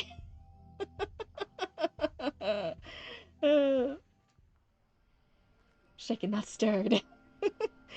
Now, oh no, I'm so writing during this story. Anyway, the neighbors started trying to be more friendly with us, and I think it was because like the neighbors were like bad people, and now they thought we were bad people, and we're like, no, we're not that kind of people. Hello, it's a raid. Hide the booze. Okay, raccoons, start hiding the booze. Start hiding all the secret juice. Start hiding all the swamp drinks you guys have been having. Hello, and thank you for the raid. Hi, Death's Head. So she fit right in down there. For what? Yeah, that's what I'm saying. They were horrible people. And then they were like horrible racist people. And they thought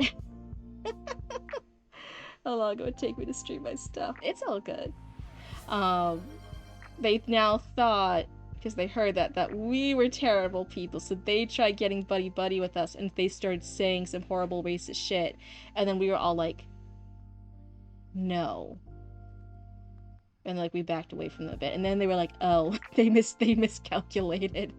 Cryptid hunters, run! You plan to be here early. It's all good, like I say. And it's never like a bad thing to show up late. It's just whenever we all want to vibe together. Oh my goodness, more raiders. Let me go ahead and type in. I forgot to with our first group of raiders here.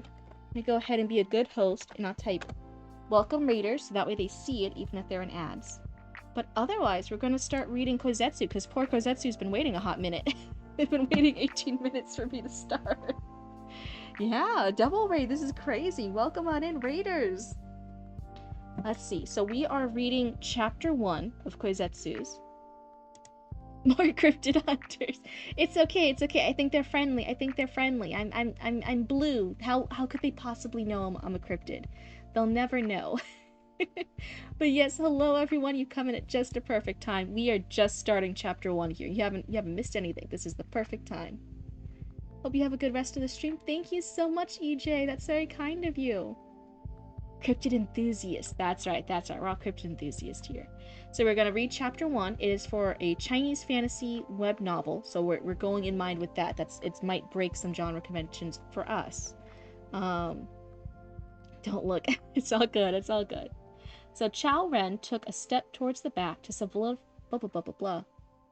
Now see this? I read one sentence and I already mess up.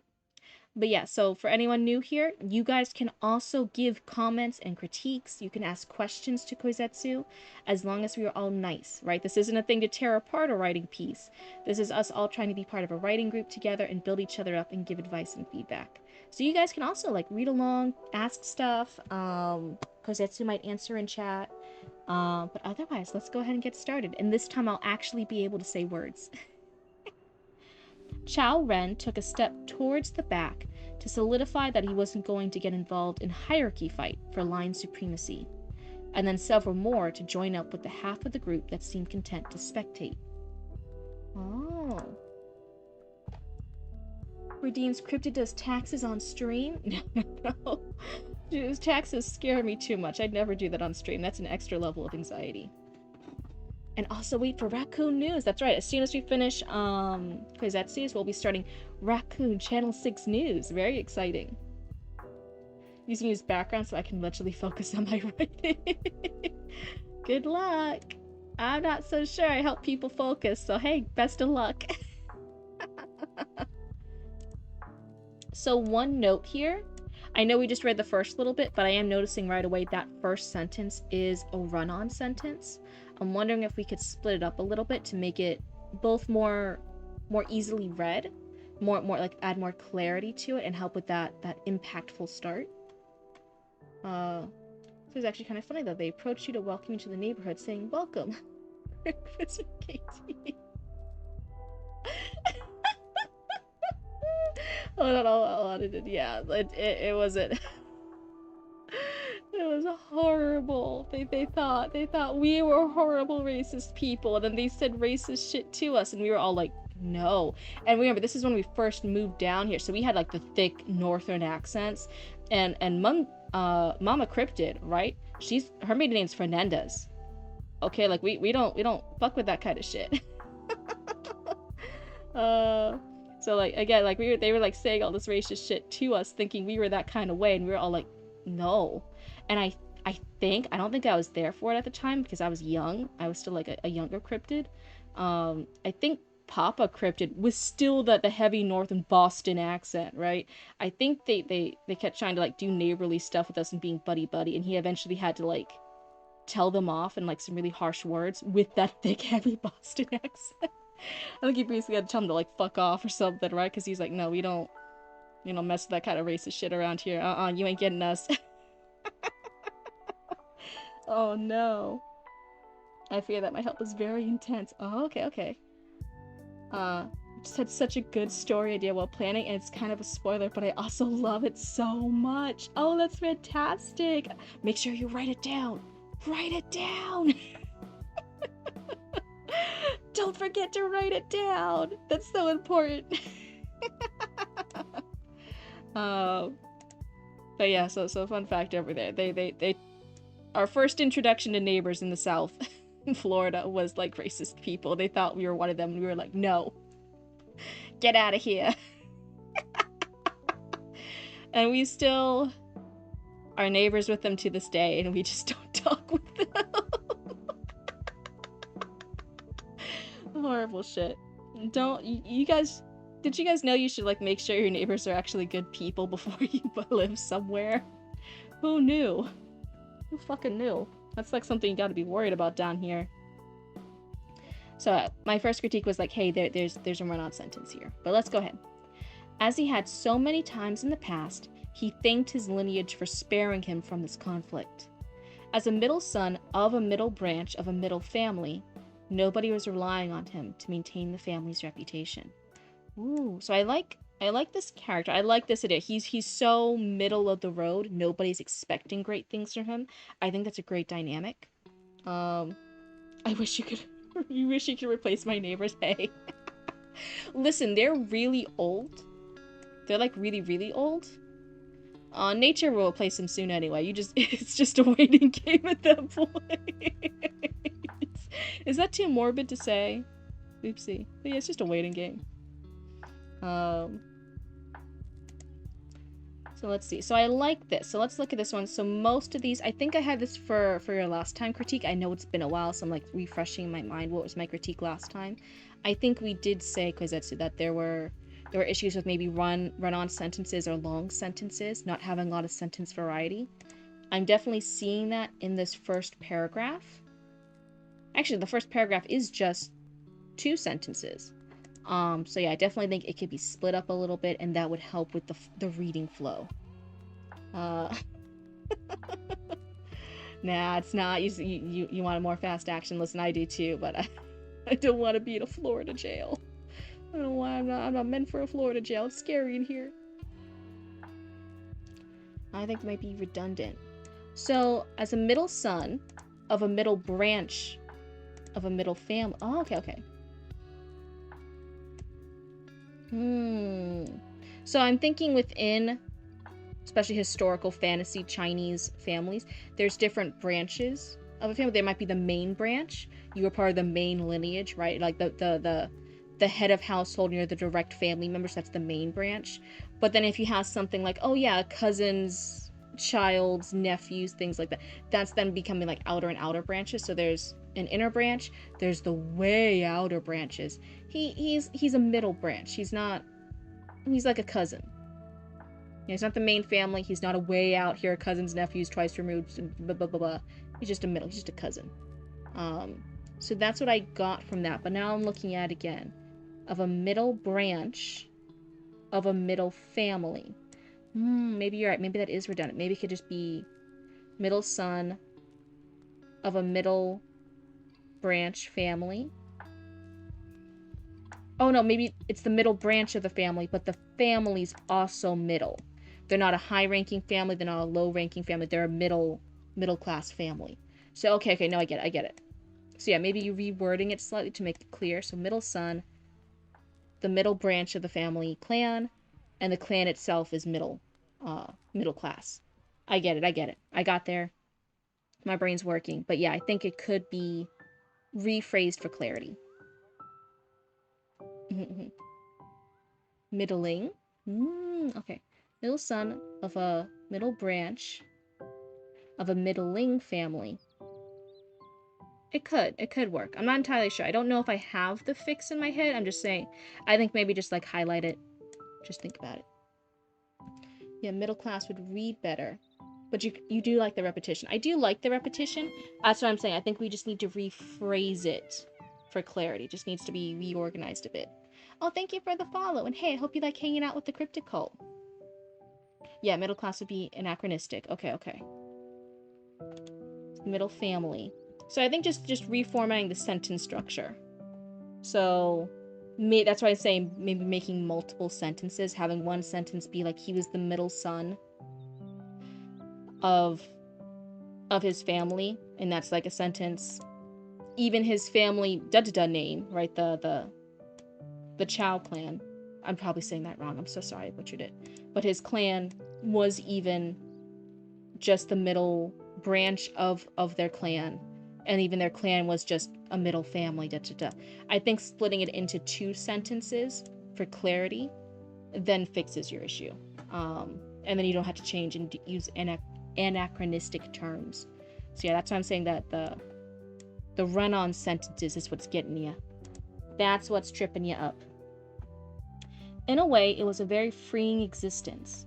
Unlike the one possessed by the yellow... Oh my god.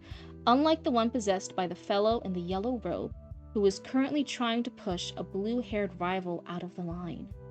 It took Ren a few seconds to place the crane crest. Yes, he must be from that... Who are you to place yourself before the Zhao family? The lad that soon declared himself a Zhao Lan snapped as he attempted another shove. Ah, that was it. The Zhao family. Is it Zhao family? Why did he start it with a T then? They've been making waves lately with their newly developed fire talismans, which had propelled them from countryside nobodies to a name known up and down the coastal cities. Oh, so they're new money. They're new money, basically. I know that's not the right term, but like essentially they're new money. How many points does everyone have for Roots coins? Oh, hey, thank you for the follow. And hey, I hope you like hanging out with the Cryptid clan. Name's not his strong suit. Okay. I thought it was gonna be like a plot point for later. I'm wondering then to maybe clarify it, maybe actually list some wrong names. Like Tao, Teo, and then he says, oh no, we're the Zhao family, and he's like, oh, that's right, close enough. But actually listing it. Oh, you come from Black Dragon Tavern? Oh, that's so nice. We have a lot of people who watch actually both streams. It's so nice to have you here. I hope you like hanging out with us. He recommended media? Oh, that's so sweet. Oh. I don't know if I can live up to the hype, but hey, you're still welcome to hang out. So let's see, they have a new fire talisman. Now they're new money. Now they're uppity. Their strength was still dubious, though, as most of their success was owed to the direct actions of their current patriarch, and they were desperate to produce an heir capable of proving that his talent wasn't generational. They could have done a better job preparing this one, though, as Ren had finally recognized the young man that he was currently attempting to push around. One always had to beware of bigger fish, after all, though Ren would sooner slit his own wrists than call him one aloud. You presume too much, the Bei Long heir said, as he slapped the approaching wrist aside. It would seem that even a frog trapped in a well would know more of the sky than you. That's a sick burn. I'm over here, like, if I was one of the little disciples on the sidelines here, I'd be like, ooh. You know, like, when you, like, say some like, crazy shit, and then, like, you're on the sidelines, and you're like, all the kids go, ooh. And then you had to fight. I'd be one of those shitty little kids in the background being like, fight, fight, fight, fight. As if I'm involved in this at all, which I'm not. He said you read fanfics that viewers make. Yep, the only rules are, again, no generative AI content, no spicy smut stuff. I get too embarrassed reading that on stream. Yeah, Raymond gets it. Fight, fight, fight, fight. Yep, but read fanfics, original content. We've even read stuff from authors who are already self-published and getting feedback on their works. We're reading and giving critique on people who are planning on traditional publishing and want critique in order to help along with their journey. We kind of read everything a little bit over here. But that's the bit. So, I really like, you know, the burn right over here. Like, oh yeah, the frog would know more of this. Luna, be nice to your babies. Get him with the chair! Oh no.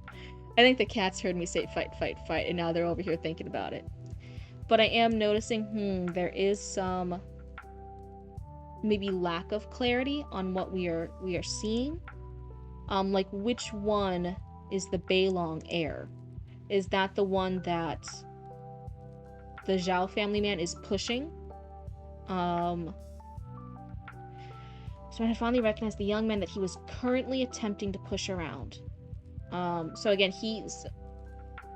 there's multiple he's here. Ren is a he. The Zhao family heir is a he.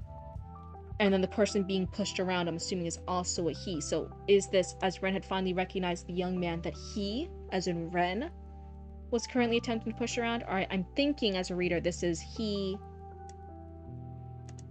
the Zhao family heir, was attempting to push around. So that's why I'm saying the long sentences are sometimes taking away from your clarity. I think there could be shorter sentences and more direct things to explain what we as the audience are seeing here.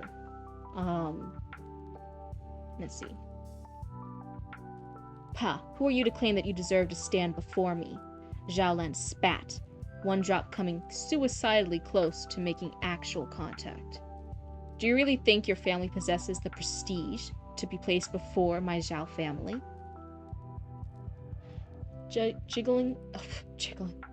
Juggling he and hims and narratives is trouble. I use names whenever it needs to be clear. It's the gay fanfic dilemma, right? Hi, Lord Sanctify. It's a huge thing that happens, especially for English. Other cultures, other languages have different things in their dialogue that makes it more clear who they're talking about. But in English, when we just have a lot of characters, like in gay fanfic, that use the same pronouns, it can get really confusing real fast.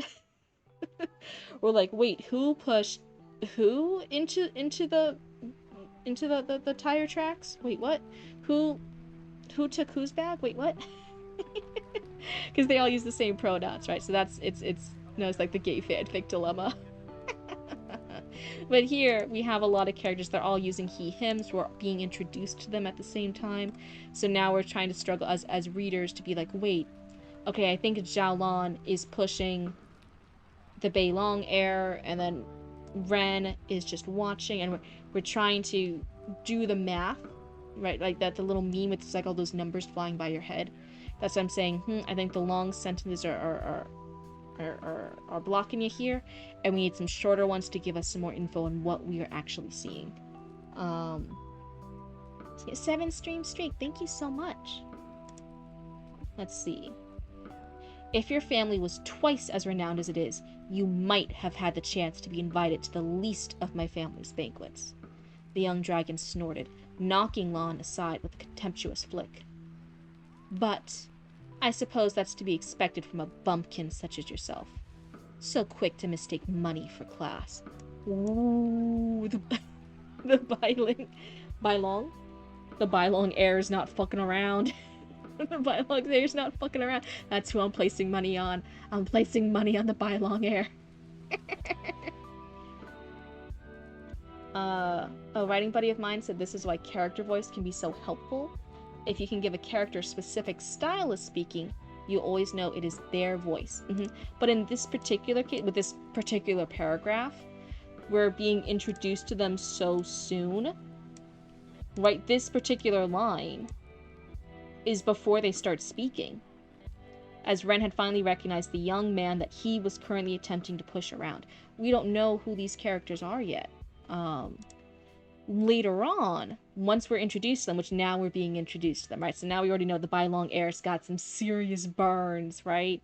Zhao Lan's always being uppity. He's being combative. He's being uppity and combative. So once we've been introduced to them, it's like, oh yeah, now I can tell who's saying what. But in that earlier part, I was like, wait, how many people are here? How many guys? Who's doing what? It's tricksy. It's definitely tricksy. Let's see. So quick to mistake money for class.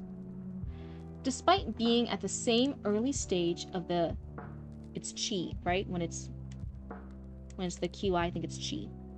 Qi gathering stage as the rest of the applicants, Lan was barely able to resist the force, stumbling backwards a good 4 feet before he was able to catch his balance. The physique of a dragon wasn't to be underestimated, Ren thought to himself, even if they did truly begin growing into their power until well past the Qi refining stage. So can you read my fanfic? The story I made the fanfic for is the Frith Chronicles. I'm not familiar with it. It's my favorite story. Also edit it if possible. I think I did a good job, but I mostly used content from the story already done and added a character. So I honestly don't know if it is good enough.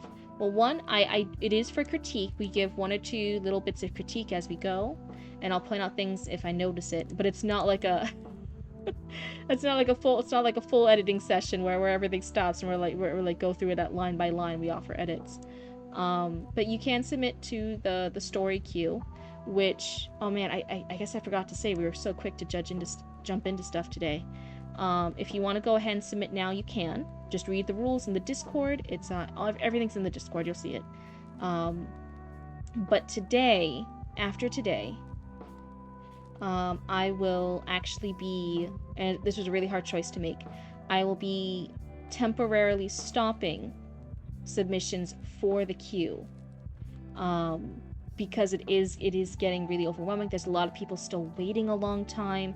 There's more people submitting every day. Every time I try to do a stream and I get like 2 or 3 done, sometimes I get 3 or 4 submitted. So even if I was to start streaming every single day like I planned to like catch up on the queue, that would actually just make the queue grow even bigger faster. And I hate that people are waiting so long. I feel like some people are being like let down or disappointed. I need to catch up a little bit. Can't use Discord. Do you have someone you can post it for me? Nah, it's all good. There's it's just Discord. And then also if you're not on Discord, it gets hard to coordinate with you of when you'll be on stream, when I'll be able to read it. So it is right now, as we're growing, that's one of the constraints we have, right? It's kind of Discord exclusive right now. So I wouldn't worry about it too much. But right now, yeah, it is Discord exclusive, just to keep everything in one spot for me. What was I saying? But yeah, after today, maybe end of next day, to give some raccoons more time to do it. You guys can still submit it, but after that, I will be temporarily stopping submissions on the queue until I catch up, right? Until everyone in queue gets their stories read, everything's caught up a bit, everything's tidied up, and then I will be reopening the queue again, and hopefully with a shiny new submissions form that's in the plan, that's in the works. That might be something for the future. So I'm looking forward to that. That'll make everything a little bit more streamlined, make everything a little bit more clear. Not anything too crazy. I will just have things like, what's your Twitch username? That way I can recognize people off of Discord and see what their username is on Twitch. Because that's been one of the big confusing things. People sometimes have different usernames, and it's hard to recognize for people to like it. You don't have to worry what anyone else thinks. If it's just a little fanfic, then hey, fan content's always appreciated. Just go ahead, put it out into the world. Have fun with it. Yeah, your username is the same, but sometimes I can't see it in Discord. So having it on the submissions form, be like, oh yeah, this is Deshead419 on Twitch. Then I can read it, right? Because yours is one of the ones I can't read on Discord, right? So there's just like little things. So that's something that's gonna happen in the future. It's not gonna be like a scary, crazy submissions form. It's just like a little thing like that. But yeah, that's something that will be happening as we're growing at such a rate with so many raccoons. That was a really hard thing. I said previously I didn't want to close submissions, but it's just getting to be such a volume that I think that is the best thing to do for now, and get everything lined up and get everything situated and work through the queue. And then when we reopen the queue, it will be in a better format. It will be with a better turnaround time. And I think it will then be more comfy and cozy for everyone eager to submit their stuff. So, oh my god, I just moved my model. Sorry. So that's what's gonna happen. I forgot to say that in the beginning. I'm so sorry. But yeah, and I'll for everyone who's not here, everyone who like left or will come in later, I'll be reposting that. I'll be leaving a message in Discord so you guys can see that too. But that's the plan. He said, hopefully I'll be able to use Discord for that. Yeah, hey, we're always, I'm planning on sticking around for a while, so hey, maybe we'll just catch you in the future. It's all good. Let's continue. Ren thought to himself, even if they didn't truly begin growing into their power until well past the chi refining stage. Ren reckoned Bei Long Shen was cultivating a body technique, likely a potent family technique. Technique and techniques repeated twice. And that he was currently somewhere in the middle of the body tempering stage. Zhao Lon, on the other hand, seemed to have been under the misassumption that his peers had all been focused solely on cultivating their chi to reach this stage in the test.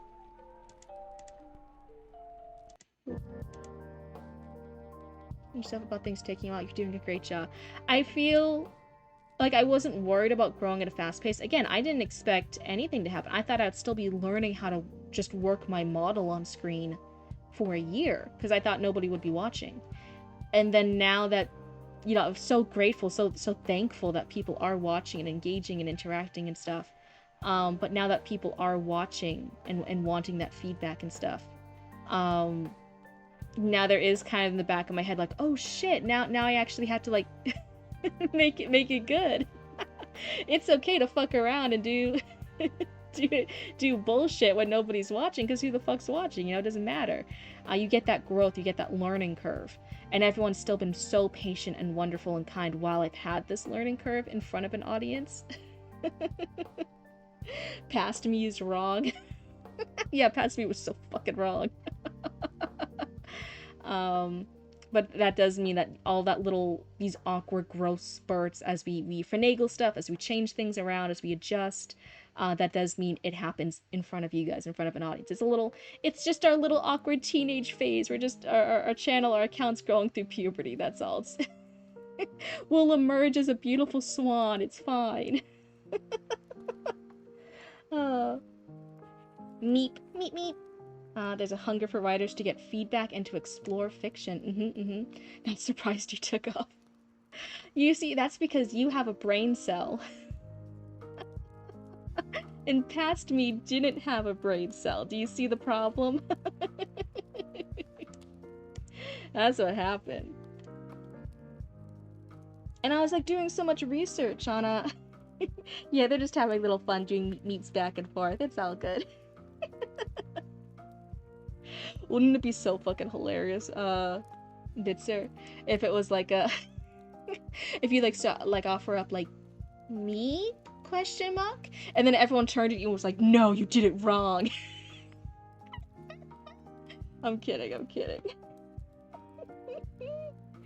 Oh, the meep infection. Oh dear. Okay. Well, you guys have fun with your meeps. I'll continue reading. It might have been born of arrogance. That one's phrased a little funny. But Ren supposed that given his family's focus on a more scholarly aspect of cultivation, it might have just been the product of his environment. Mega raccoon meat. After all, what benefits did a stronger body offer a talisman master, especially ones that made their fortune selling their craft? The ability to better lift all those heavy pieces of paper? More chi, on the other hand, meant more production, more powerful wares, and the ability to more directly explore the arcane mysteries that infused the paper they inked. It was likely that Lon was also cultivating his mental strength, but often underestimated third pillar of cultivation. But at this point, there was little it could do to help him. Meet, meet, meet!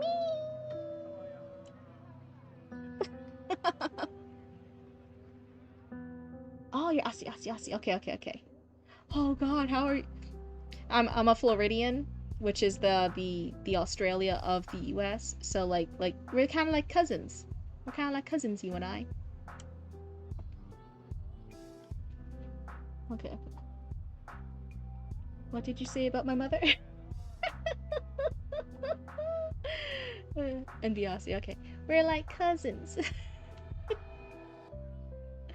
Florida and Australia are like cousins.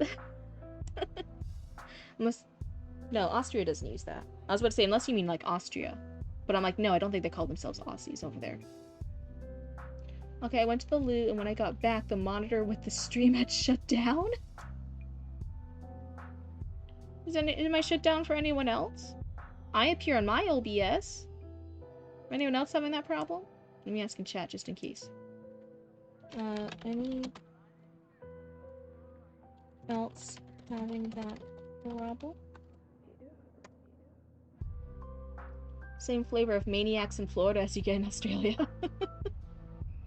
No, it was up on my PC. Oh, okay. Phew, I was getting anxious. I'm like, nothing looks wrong to me.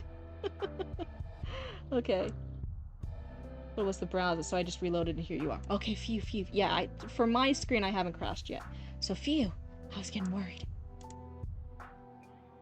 So now we're learning not only is our character Ren middle son of a middling branch of a middling family, they're also not a particularly like swole, strong, super hulked out master either. They're chi cultivators. They're more focused on selling crafts, selling wares, selling these talismans, and being a small little like business. I like this. I like that. I have a character that slips into German when he's sick, tired, or angry, and I was panicking a little bit because you're not fluent. Because Austria in German does not start with an A. Oh, that's interesting.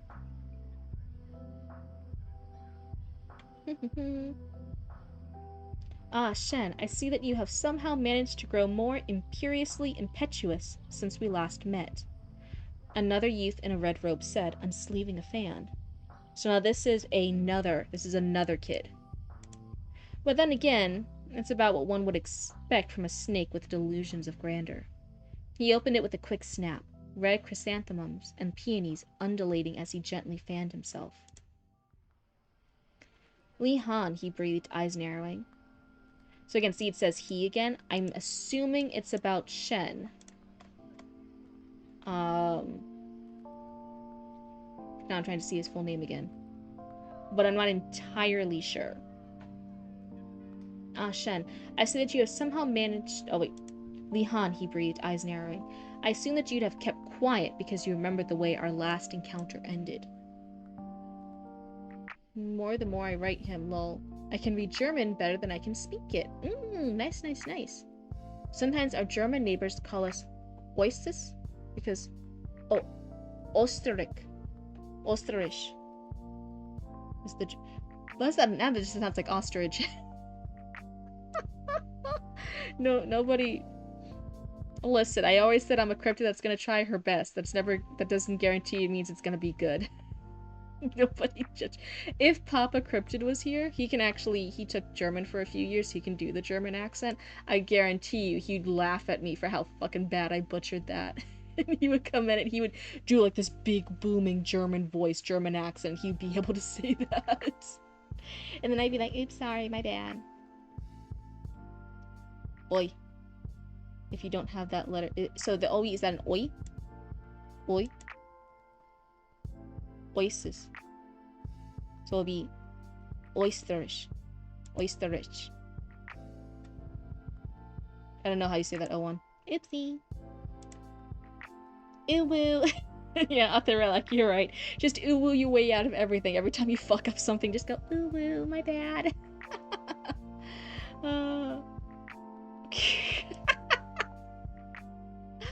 You guys are clip farming all my uwus and all my ara-aras and all my roars.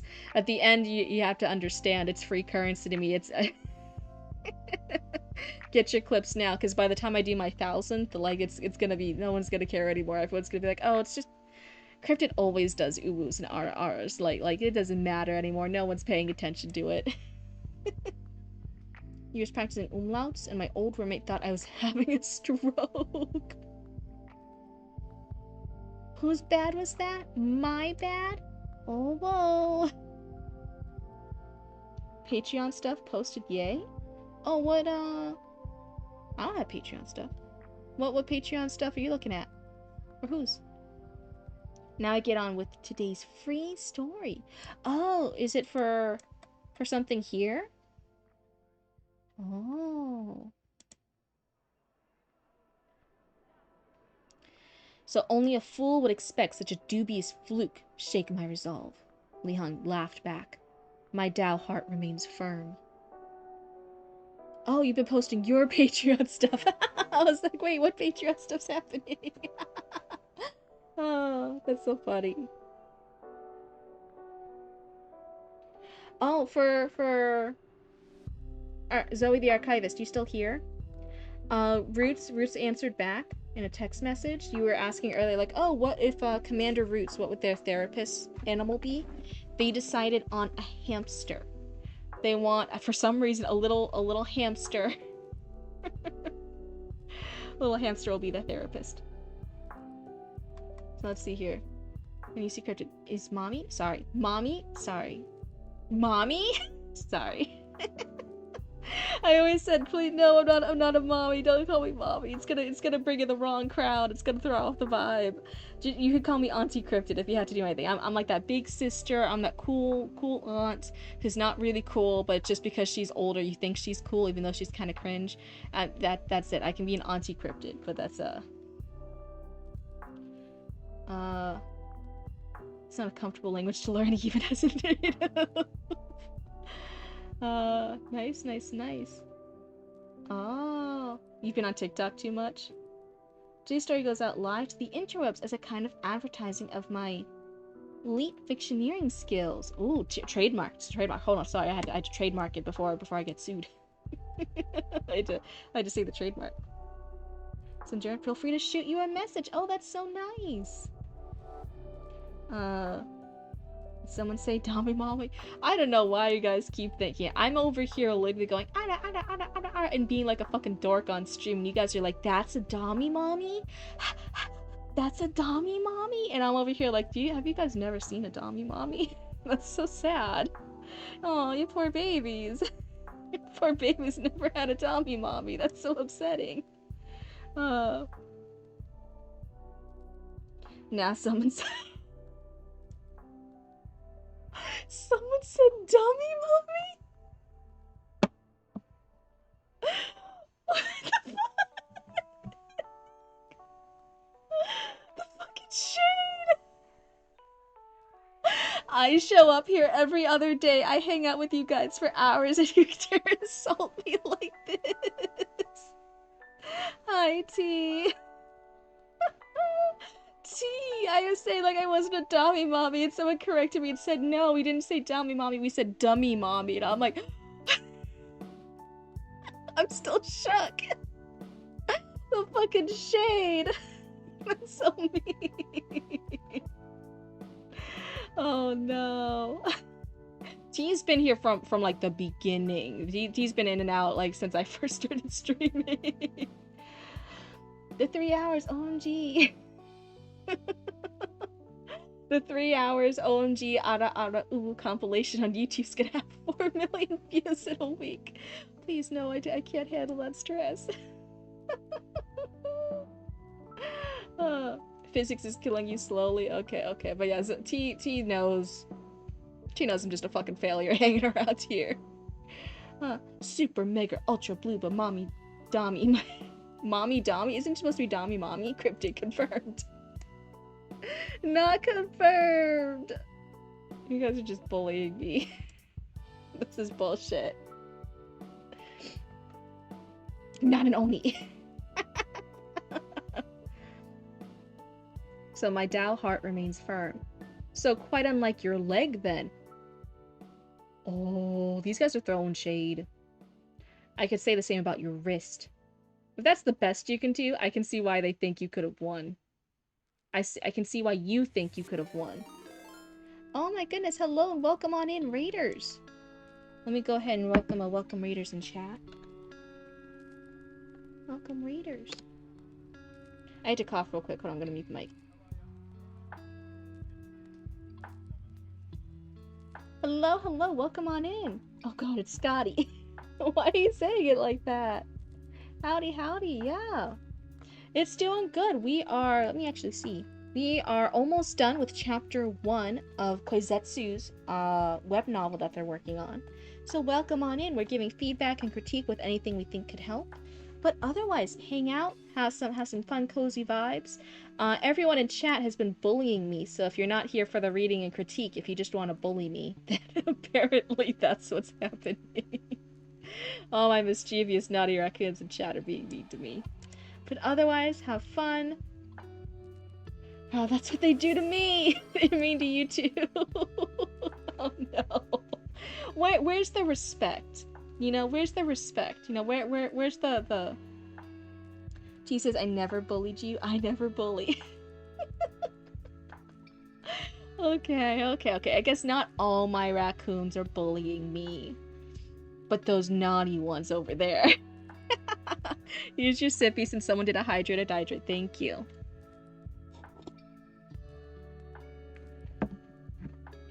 Us bully? Innocent looks. We'd never bully Cryptid.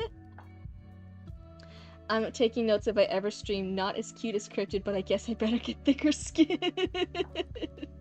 Oh my god, that was definitely something before I started streaming, I was looking up, I was researching a lot about how to stream, how to talk with nobody, how to engage with like zero audience, how to be a VTuber, how to do all the different stuff. I never bully you. But definitely one of the big things was like and I think one of the best advice too I also got from, funnily enough, from Giga, who's another VTuber, a much more popular VTuber, but she was yeah, it's definitely, if you are gonna start streaming, I still say this community is one of the best places to start streaming. It's been so nice. But I was prepared, because I didn't know that, right? I didn't know that. So I was being prepared before I started streaming. And definitely some of the stuff with Giga said of like, you set that community tone early. You set what your boundaries are early, because otherwise if you have people acting up in a way that you don't want, and you kind of let them there because you're so desperate, like, oh, well, I only have 1 or 2 viewers, even if those 1 or 2 viewers are kind of toxic, I'm so scared, I gotta hold on to those 1 or 2 viewers. Like, no, like, get them out of here. If it's not that vibe, even if you try to correct them, be capable and willing to get out anyone who's not acting right, because otherwise those toxic people, those toxic chatters will keep away all the nice, wonderful chatters that you want. And you want a nice welcoming community, right? You want that kind of community vibe, whatever that is, whether it's sarcastic, whether it's rowdy. Yeah, you can't let your audience control you, or you're gonna make that your community and you only have them. Exactly. It will deter the audience that you actually want to build. Hello. Honestly, I've been on Twitch for 4 years and I've only had a handful of people I have had yet to yeet. I've had to yeet. Okay, that you had to yeet. Yeah, thankfully, hopefully it'll be a small amount, but definitely setting those boundaries early was definitely one of my things. I had to do some checks in the early days when I was getting those first few records. I had to do some soft checks. I didn't have to ban anyone. I didn't have to yeet them, but I was willing and capable of. But thankfully they responded just to those soft checks, and then everything was good. Oh. You're not afraid to tell someone to get fucked. Your problem is you want chaos and disorder and turbulence. Oh yeah, that can be a breeding ground for good chaos, and joking and fun and hanging around is always welcomed. But then if it teeters to the point where you don't like it, then it's always like, So setting those boundaries, setting those kind of rules, setting that vibe check when someone crosses a line, be like, hey, that's always a hard thing to do. So the sooner you can do it, the better, because that makes that community as it grows better for you, makes that community that you want. All in good fun. That's why we get chalkboard if someone crosses a line, right? I definitely ban people as a mod, though. My hammer is a heartless beast. It's so vicious, so ferocious. So that was definitely one of the things I'd suggest as you're writing down notes, thinking about it. And but yeah, I was looking up stuff like, how do I talk to an audience of nobody? How do I talk to an empty room for hours? And that was the thing I was practicing at first. How to have that thick skin going into it, being willing to get rid of anyone toxic that did not align with the community I wanted to grow here. That was definitely the stuff I was looking at first. Hail the ban hammer. Justice is pan for everyone, a frying pan. That's the thing you gotta do, speaking to no one. Yeah, when you first start out, who's gonna watch you when you first start? Nobody. Nobody's gonna watch you at first. You're gonna hit start streaming on OBS, whatever thing you use, and it's gonna be a whole lot of nothing. A whole lot of nothing. It's just gonna be an empty room. It's just gonna be you. But some people might go in and scroll past. They might check out your empty room, and if they click on your channel, and you're just there being like, hold on, let me make the model go black, go slack, and like nothing's happening. It's an empty stream, and you're not talking. Then they're just gonna click right off. Right? You can't decide after they've joined to be like, oh wait, hi, one person who joined me in the void. Wait, come back over here, please, stay with me, please stay with me. No, that's too cringe. That's too eager. So you have to already be like talking and vibing and hanging out and stuff. That way, when that person joins in, that first little viewer, that first little baby chat viewer, then they're like, oh, this seems like a nice place. Yeah, I'll have this person on in the background. I'll hang out. This seems cool. Oh, what are they doing? Okay, they're narrating their gameplay. Okay, oh, that's why they're doing that. Yeah, I'll have some popcorn. I'll hang out and vibe with them. You always pretend there's like 100 lurkers. Yeah, and I was learning stuff too. Like, some lurkers don't show up in the viewer count. So even if your thing says like 0, you could secretly have like 2 or 3 lurkers. And you're not there doing your part, right? Being entertaining and chatting and being that background noise for them. And then your lurkers are like, oh, it's sad. Okay, I guess I'll go somewhere else. And you want to be like a nice, cool place even for lurkers. I love my lurkers, but I'm also aware some of my lurkers don't appear in that viewer count. So you're always practicing. Practice when you're at that 0 count. Always act as if you secretly have a few lurkers or some people not showing up. And that way, when that first few people appears into your new fancy stream, and they're like looking around and hanging out, you're already there. You already have the party started ready for them, and they're like, oh, this seems fun, this seems nice. Okay, yeah, I'm gonna I'm gonna sit down, I'm gonna have fun. This seems like a nice place. Let's see here, what's happening? Oh, why are you telling Scotty to go away, Relic? What's happening here? Talking to myself for hours? Honestly, I'm already doing that. Yeah. Okay. Oh hey, we are all crazy. You also sing when I write and you're alone? Hey, that's perfect. You'll be someone's background ASMR. I game or read my thoughts out loud for a reason. And definitely learning that. The first few streams I did before November, right, hardly anyone watched, but I was practicing. I was like, okay, nobody's watching. How do I, with nobody, start talking about my gameplay and my thoughts and keep things engaging and entertaining? How do I keep saying things? And that little bit of training beforehand, and then I started, seriously streaming in November. And I'd already had some experience, some practice with a stream or two trying it. And then people decided to hang out, and I wasn't like too crazy. I wasn't too unpracticed. I tried it for a stream or two, and everything kind of grew up from there. Relic is just trying to be nice and tell me to go rest. Sure.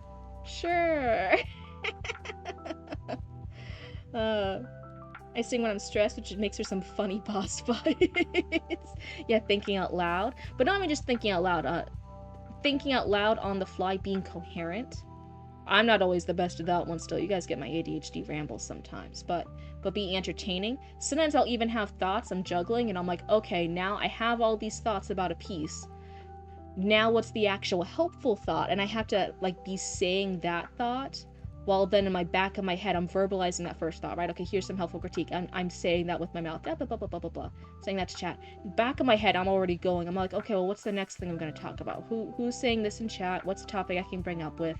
Does that make sense? You're like having first, second, and third thoughts constantly when you're juggling all that in order to keep things engaged and entertaining. Sometimes something will happen. You're still talking and finishing your thought. This more applies to gameplay if you're like a game streamer. So you're talking chat about this. Something interesting happens in the game. You're gonna finish your thought and your story with chat. Now you have nothing. Oh shit! Like no one in chat said anything. You're running. You're like, oh, what can I talk about next? It's gonna be dead silent air. That cool thing happened a minute ago. So now you're gonna go back and talk about that. And now you're talking about that cool thing. Something else cool happens. Now you talk about that. You're always looking for the next entertaining thing to do because you're kind of being a little host. You're being a little party host on stream. You gotta look after yourself. You're the only one we've got. You just throw out random words. If all else fails, if you got nothing in your arsenal, if you're like going into your backpack and you got nothing, then yeah, just throw out random words. Just yoink him at chat, see what sticks. Oh my god. Throw his head to the side and flay us his hair. True. Oh my god. Yeah, be like Scotty during the ads, just words. Words. Cryptid, where we can see the real Cryptid picture, not the human, the antlers and stuff picture. The antlers and stuff picture? What picture? Do you mean my PNG tuber model? Oh geez, do I still have that in my OBS? I don't think I have it in my OBS. I think we got rid of that a while ago, because in order to save space in OBS. You saw it on YouTube, it's cute. Yeah, if you look at the VODs channel, if you go like way far back into the beginning, like when the audio wasn't working, like the audio wasn't working in those first few videos, it's like super cringe, my bad. But again, they're just there to archive to see my progress over time, right? That's the point of them. But if you go way far back in the VODs channel, you'll actually be able to see it. Fan made something. Ads in the ads with ads for ads. We got ads for days. What? Oh, do you just have a lot of ads in your channel? I try to keep it to a minimum here, but I could also have the settings wrong. I'm not quite sure. Always archiving, that's right. Yo, I heard you like ads on your ads, so I added more ads. Anyway, poor Kozetsu. I hope, hi Vera, welcome on in. Hopefully they're still here. Hopefully Kozetsu's here and I haven't thrown them off. They're like, why is it taking so long to read my one chapter? Dear fucking god. But hey, oh yeah, it's just past midnight. So they were here for 11 to 12 to midnight. So let's go ahead and finish this up. Thank you for the hydrate. Oh, mildly. Okay, I'll focus, I promise. Let's see.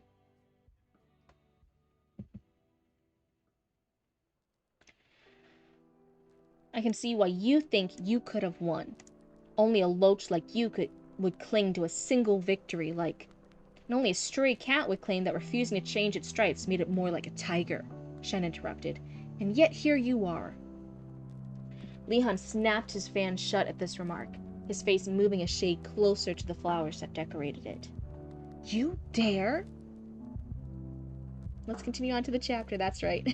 It's not an endless chapter, I keep being sidetracked. Like, please ma'am, may I have some more? You were read last stream. Koizetsu's been waiting a month. You were read 2 days ago. Koizetsu's been waiting a month. I think over a month. Like, come on. Oh, I do dare, Shen replied, azure silk flowing as his stance slowly shifted, his right palm rising in front of him in a taunt that seemed ready to change into a fighting stance. So, do you want to continue sparring with words? Or perhaps you'd like to give your fist a chance to lose? Oh, I like the chance to lose. I like that. The actual, like, darts, like the little fight words that they're going back and forth at each other, the slinging back and forth. I like them. I am noticing, even with the dialogue, just like the prose, it is sometimes a little run-on, so it is sometimes a little bit clunky to say it.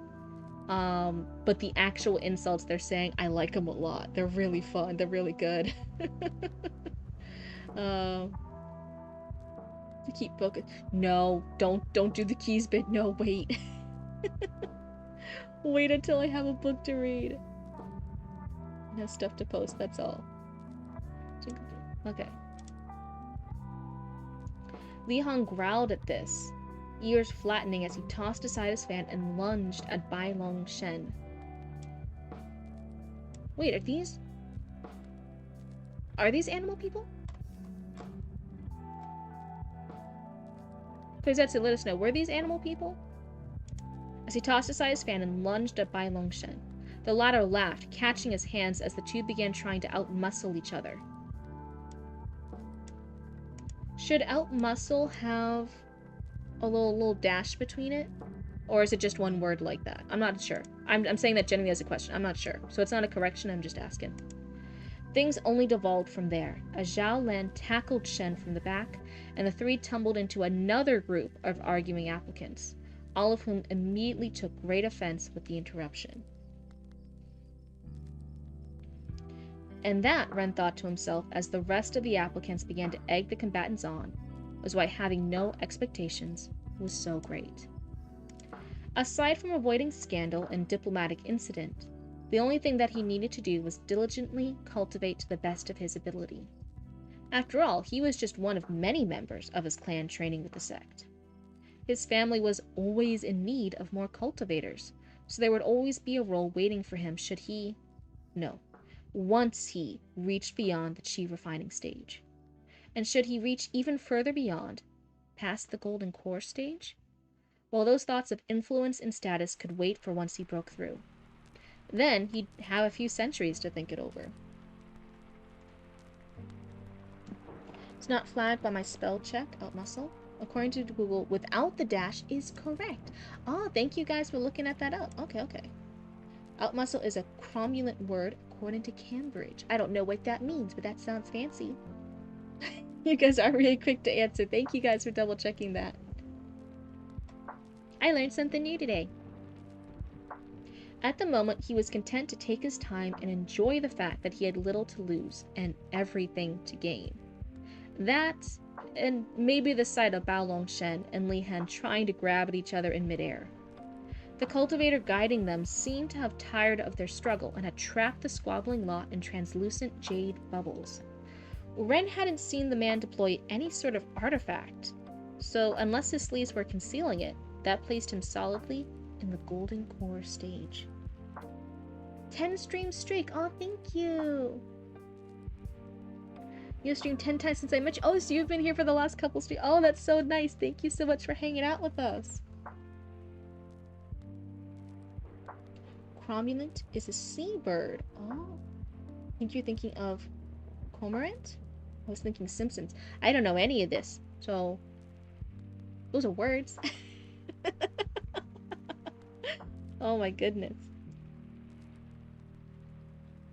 That was quite a bit higher than what he'd been expecting from the guide, though given that half the group seemed to be some flavor noble, it had probably been in the sect's best interest to do so. A chi refining disciple might have had the strength to subdue a pair of combatants, but would have been unable to neutralize this many without someone getting hurt. And given how temperamental clans tended to get when their kids were involved, well, Ren wouldn't have wanted to be the poor messenger that had to bear that news. Ambiguous is a perfectly cromulent word? Oh, I don't know what that is either. Children, I would like to remind you that this isn't your yard, Jung Lin said calmly, barely needing to raise his voice over the silent yells of the bubble boys. The Teal Mountain sect takes its application test quite seriously, and while it is not so rigid as to punish a single act of youthful enthusiasm, it would do you well to not confuse leniency with passivity. Should you fail to heed this warning, With a short clap of his hands, he cracked the jade bubbles open, sending their contents spilling onto the ground like flailing yolks. You won't like the consequences. There we go. You're so bird-pilled? Are you Brennan Lee Mulligan secretly? He ended the threat blandly, turning to start leading the way again. Now, we don't want to be late to register, so we'll have to walk briskly. Try to keep the person in front of you in sight and avoid walking more than 2 wide. We don't want to crowd the paths. That last part came off a bit odd to Ren, as the garden path they were currently standing on was wider than some rooms he'd been in.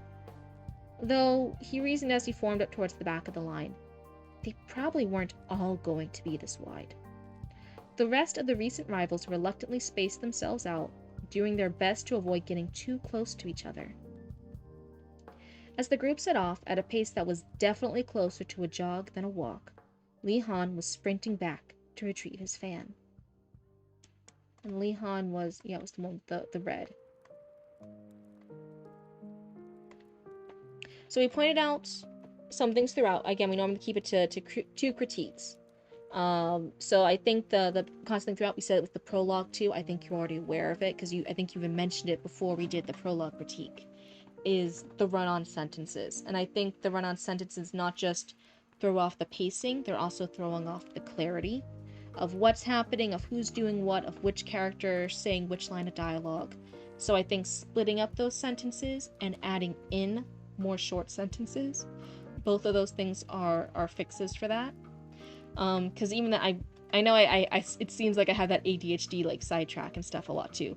Surprisingly, I am still really paying attention to the story, even as I'm off rambling to chat and doing all the little silly things, right? But even with that, sometimes while I was off like rambling, having a little chat with chat, I was actually like looking at this and like rereading it in my head, trying to clarify who was doing what or who was saying what. That way when I returned to reading, I would have a better grasp of it. So I did really have to focus and reread certain sections to make sure I was understanding what was happening here. And I think it could be clarified or cleared up a bit, and that would make it easier reading. You don't want your readers to be confused by things you're not intentionally wanting them to be confused by. Sometimes as writers, we do want a reader to be like, oh, wait, what? What's that? Okay, and then that lures them to keep reading. They'll be like, oh, that's so cool. I gotta find out what that is. And they'll keep reading. Sometimes we do intentionally confuse a reader, and that's fine. Some of this, I think the confusion of what character's doing who or which he we're talking about, I don't think that was intentional. I think it's just those long run-on sentences and sometimes a little lack of clarity of who's doing what. So I think that's the biggest critique for it. And I know this is an already published thing. You've already published multiple things. So you might not be looking to edit it. So this is probably maybe advice you already hear. But that would be the first critique. For a secondary critique, for the second one, and I think this is another big one like we did with Dunkin' Donut. It's a bigger one, so I'm a little hesitant to say it. So keep in mind, I could be wrong. Maybe I'm not seeing the vision. But part of me is also like our main character. We had the prologue, which we weren't introduced to the main character yet. We have chapter 1. We have our main character, which is Chao Ren, which we hear a little bit on in the beginning. We hear a thought or two from him during the fight, and then we hear a little bit more from him at the end. But most of the chapter actually has nothing to do with our main character. We're hearing some of his thoughts. We're introduced to him. We know he's the middle of the middle of the middle. We know some of his thoughts, but actually action-wise, he wasn't involved in this at all, besides him like stepping back a little bit to get out of the fight in the beginning. So part of me is like, was this the best starting point to see our character? I'd be looking at this part in the plot hole and being like, maybe we could have started closer to him actually doing something or being engaged or talking with another character and starting the introductions there for Ren and how he's interacting with this world and what his thoughts are. That would be something I would, if I was like doing an edit or something or reading more of this, I would be looking forward in the piece and looking ahead to seeing if there's a stronger spot when Ren has more actions that we could do. While this is an ensemble cast story, so Chow Ren is a main character rather than the main character. He's a main character rather than the main character. Even so, I would still be looking at stuff to see if maybe there's a stronger intro. If the fight scene, if this is all our main cast here, then I think especially clarifying who's who, making a very clear thing. You have some little hints of, especially since Ren struggles with names, and I think we got a lot of names, and then we got confused with who was who, because sometimes it was just a lot of he's. He. Not to poke a joke at it. I'm wondering if some of them, like sometimes we would describe like, oh, someone was wearing yellow. You know, one of the characters with the fan wears red. You know, someone I think had Azure? I'm saying that wrong. But you know, some of them had colors, but they were only briefly used. I'm wondering, since our character doesn't like names anyway, he's gonna forget names and faces anyway. I wonder if him just having interacted with this, with referring to the characters by their descriptions, by their crest, by their colors. Oh yeah, the pouty faced one in yellow who was starting a fight. He keeps like standing up and approaching. Oh, what color would Bowling Ren, the Bowling Air wear? I don't remember anymore. See, I think the colors are like throwaway. I wonder if you could have leaned stronger on the physical descriptions, because that's what Ren would have been relying on, because he forgets their names. And then we've been like, oh yeah, the one in yellow and gold was like really combative and like really, really fightsy, and he's new money. And the purple one and the red one were both fighting him and going back and forth, and they were fighting like cats.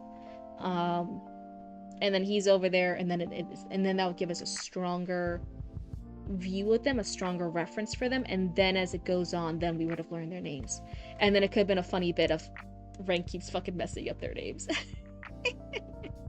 So I just like that. I like what the main character has, like little funny quirks like that. He's like, oh, it was Bob, it was Billy, and then someone's like, my name's William, what are you talking about? It's like, oops, sorry. I don't know if that will be plot relevant or not. That would just be spaghetti, so you don't have to apply that, but that would just be some suggestions I have of if this is the starting scene and this is the important scene. Oh, thank you so much. Let's see here. Thank you so much for the little cheer. Sometimes when characters don't have names, I pick an attribute and use that as an interim name. Blah, blah, blah, said New Money arrogantly. Yeah. Okay. What is this other book? There's a novel by one of the Russian masters where, literally, after introducing a plot... Sorry, Model? You have one job, camera. The author directly intervenes, saying, well, reader, I see you're bored, and I intend to give you what you're looking for, and changes the book and the plot that was being described. That would drive me bonkers. That would drive me bonkers.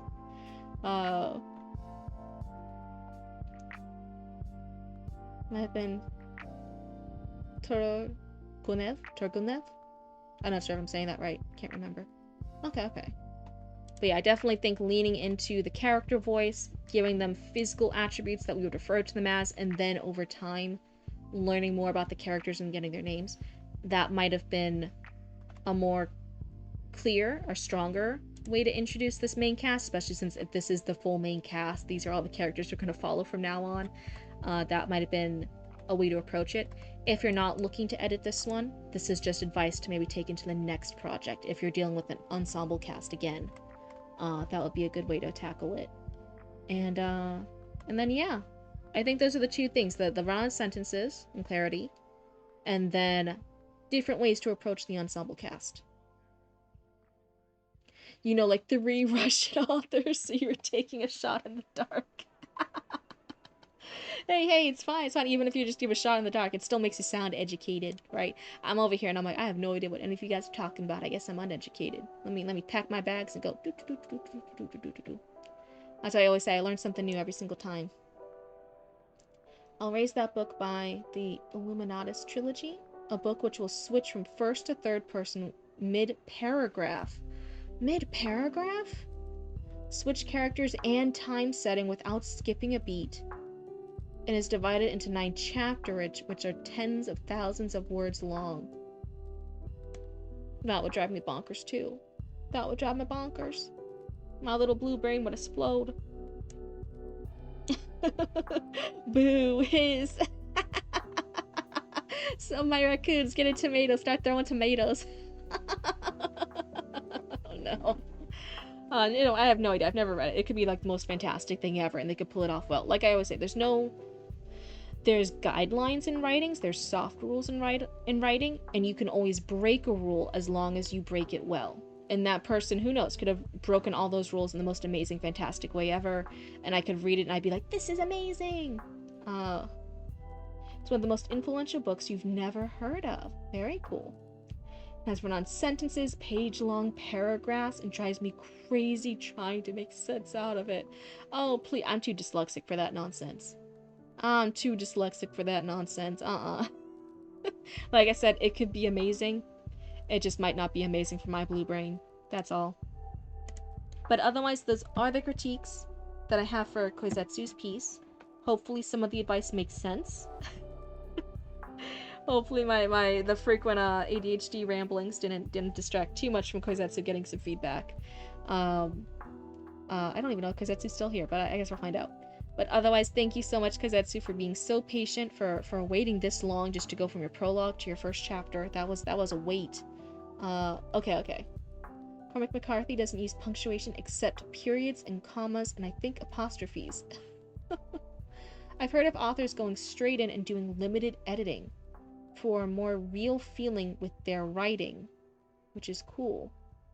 Yeah, I'm unsure what you're talking about, author. Like, yeah, authors. Do you mean like right when they're done, they go and start doing editing? Then like, yeah, that's what authors do. Oh god, don't remind me. For free online if anyone is interested. Oh, okay, for that book. But yeah, hopefully some of that advice was helpful.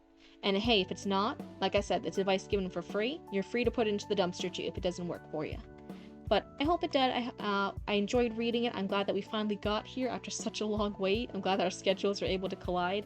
Especially, I was getting worried when my cycle was starting. I'm like, please don't let me be too sick to start Koizetsu's. Koizetsu's planned this time and everything. I can't not show up. Oh my god. After the Wendigoon video, I was so confused, but I got it after a while. I don't know what that is. You plan checking out McCarthy's work at some point. Okay. The main thing I'm looking for is feedback on the narrative rather than structural. Okay, so you're not looking at the line edit stuff like the too long sentences. You're looking at narrative stuff. In which case, yeah, I would say it was hard to follow the character introductions and how these characters were introduced to us. So then going back in and doing that structural fix of giving them some more physical descriptions, some ways that Ren would keep track of people, and doing that, getting rid of some of the hee-hees, that would then introduce these characters better. That would let their personality shine a little bit more clearly. We wouldn't be getting as confused with them. And I think that would help you a lot. And then I'll provide more clarity if these people are important. Let's see here. Finally on section 4. Nice. There's a Spanish author who, after a mystery where he decides that an editor he knew when he was young, when he died, continues to edit his work. Ends to start with the character speaking directly to... Wait, what? The reader, because he knows that the editor's ghost is also reading, and it gives a fucking chill, because it seems that the ghost is in the room with you and reading the ending. Wait, I'm confused. I missed something with that. Think about books under author's cut or raw editions, where authors release their work without edits. Oh my god. Some authors do that to preserve their voice and grit, though you're much more likely to getting bad reviews. Yeah, like, good editors who are well matched with you, and again, there's going to be bad editors out there. Full disclosure, there's going to be bad editors. There's going to be editors who don't align with you, who don't see your vision, who don't know the genre you're trying to write.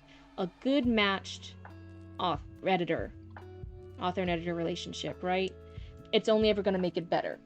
That's the hope. That's the goal. They're seeing what you're trying to do, and they're giving you that feedback and critique to help you tell the story you're trying to tell.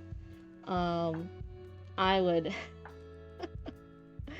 God, I hate that idea of like, oh yeah, like here's it without all the edits. I'd be like, please no, I don't even want you guys to read my stuff without edits. Like, please.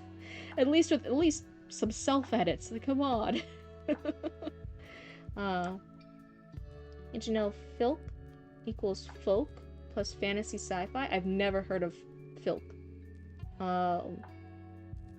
But anyway, what was I saying? So that is because that's I had that idea with the characters. Was there anything else so far between the prologue and this that you wanted more? You're saying, I guess I'm getting caught up. What is the structural feedback you're looking for? Or not structural. What word did you use? Narrative. What is the narrative feedback? Is there anything in particular that you're like, how did this come across? How did this character come across? What do you think I handled this? Because I don't want to overwhelm you with critiques and edits, since I gave you some two pretty big ones there. Stephen King, Ernest Hemingway are just a few that have released books that were unedited. Yeah, I don't know some of the other ones. I know Stephen King gets a lot of fucking flack for some of his stuff being like, wait, what? It was a typo. Instead of folk singing, the design had folk singing. Now it's a general term for putting new words into an old song. Change the title. Kind of like what Weird Al does for a living. Okay, making those little parodies. Okay. But anyway, so unless... For real? For real. Okay. Oh, I did that for a character once. Very cool. But yeah, so unless there's something particular, I think this is still pretty early on in the work. We only had the prologue, which didn't... It was doing the tour guide thing. It was mostly about the explanation of the sect, of the history, why it's called the Teal Mountain sect. That was just like background lore, it's kind of a lore dump, but that's totally normal in this genre. And then otherwise, this is the first chapter. It's a shorter chapter. So I almost wish there was a little bit more Ren being involved. But that could happen next chapter. I know it's kind of a little hard thing for me to judge right now. That would be a thing where I wish Ren was just a little bit more involved in the narrative. Like he was doing more things, even if it was just dodging, even if it was just like talking smack to someone next to him, just a little something. But otherwise, I think that's all the critique I have for this so far, unless you have any particular questions. So I'm gonna go ahead and get out of this. Let me... Oh no, it's all dark screen. If I get out of it, if I move, am I leaving all my raccoons alone in the dark? Will you guys get scared? Will you guys get scared if I leave you alone in the dark? Will you guys be scared of any monsters? I'm leaving, don't... Oh no, to a dark screen. Oh no! Don't worry, you guys are brave raccoons. I believe in you. You guys are... You guys are brave. It's fine, I'm fine. Okay, hold on. Window. Let's go back to my weave screen. You guys are all being brave raccoons, right? You guys were all brave, right? See, I'm back. I have the weave screen back up. You guys are all brave, right? You guys were brave? We are the monsters? Are you trying to ditch us in the dark? I'm not a raccoon, I'm a magpie, and I'm terrified. Too spoopy. You can't leave us with our thoughts. Oh no. I'm brave. Everywhere's on fire. No, see, it's okay, we're all good. You guys are all brave and wonderful raccoons. You did it. Let's go ahead and do this. And then, let's see here. I had to fix my screen a little bit, because the Wii screen's now all out of whack. Is that better? It wasn't me. It's like that scene in SpongeBob where his brain is chaos. Okay, so I'm really happy we got a new raccoon in today. We got their story read. We got Kozetsu, who's been waiting a long time, read. So I'll go ahead and delete that. Yay! And now, I think if we want, shall we go over to Raccoon News? Raccoon Channel 6 News? I haven't seen anything you've made for it. I want all my live responses on streams. I've purposely not been looking at Raccoon Channel 6 news because I wanted to see it all on stream. I was really, really looking forward to it. So we did Maddie Donuts. Let me go ahead and delete that then. I see Callie's submitted. I thought Callie's already submitted though. Yeah, Callie submitted a few times. Okay. I'll have to go back and check on that. Is there any other new raccoons who haven't had their first critique ever? Is anyone waiting for their first critique ever? Is anyone here for that? Yeah, stuff for a while. Okay, I'm just wondering because they just submitted to the queue multiple times, so I'll go in. I'll clear that up. You don't need to DM me info on that. I don't need to know what's going on in their life. It's all good. You've never had a first critique ever, but I am not ready. It's all good. I was just making sure if anyone's in like the queue and they've been waiting. I don't. Hope Callie will be doing well. Yeah, we're all wishing best things for Callie. I hope them all the best, but I don't need to be knowing any of your guys' business if you guys aren't telling me it. That's all good. That's all fine. Hope Callie will be doing well. So let's see here. I can delete this one. So no more. I'm just clearing up stuff in the Discord real quick. Delete message. Delete. This just clears it up for me in my brain. Let's see. That's unfortunate. Hope it gets better. Yeah. Kelly's such a good raccoon. I always enjoy it whenever they pop up here. Yeah, they're a good doobie. So let's see here. Let me get... I haven't heard anyone else pop up saying that they're waiting for their first. So should we... pop up to the top. Raccoon Channel 6 News. Well, I strolled all the way to the top so I wouldn't see it, so I'm going to... Oh, where is that? So I don't need to see this. Don't need to see that. Okay, that's hidden now. Innocence means nothing. Okay, let's see here. Let me fix the screen. That way it'll look all nice for my raccoons as we go see Channel 6 News. Is everyone tuning in? Is everyone tuning in for the broadcast? How should I best set this up? Wait. I think maybe smaller.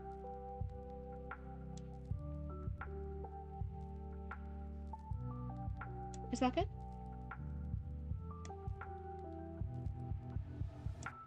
Let's see. You're ready? Nice. Ready as I'll ever be. Let me take a sippy real quick. Okay.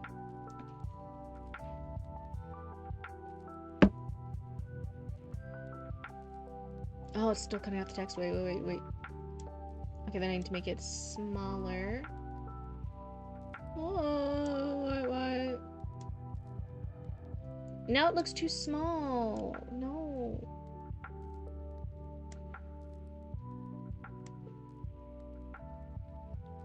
Fuck, how do I have this? How can I have this in a nice way? I mean, I'm gonna be reading it anyways. It can be moved off to the side a little bit.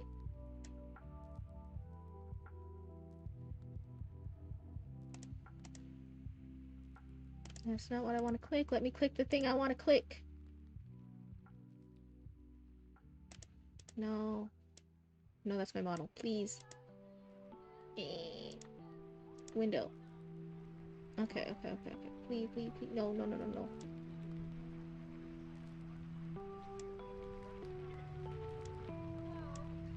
Is that good? It's cutting it all off no matter what I do. I feel like if I do it like this, then it's still cut off by my model in chat. You know what I mean? I think that's the thing I'm struggling with right here. Like, how do I... I'll be reading it, so I think it's fine.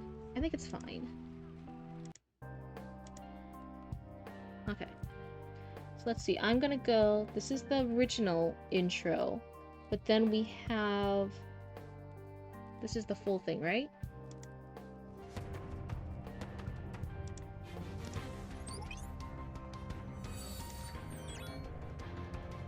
Everyone tuning in?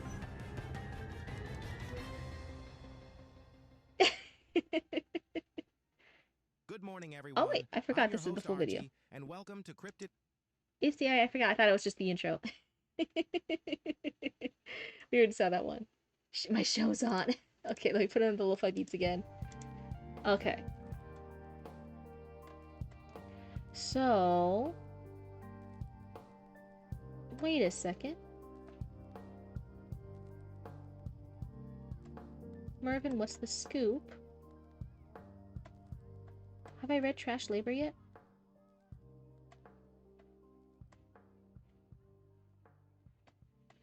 It's hard at work. Am I reading the elf ones? Which one am I reading? The start is the very start? Like all the way up here at the top?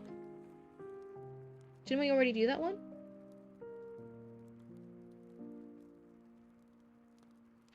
Now they're here at the top? Wait, was the older stuff... Did the older stuff go away? No. Okay, so the start isn't at the very start. It's 2 days old. We've been waiting. Okay. Oh, okay. So this looks like dressing up. So is this the new thing? This is the new one? On the Great Trash Migration. Yeah, okay. So I think this is the new one, right? Yes. Okay.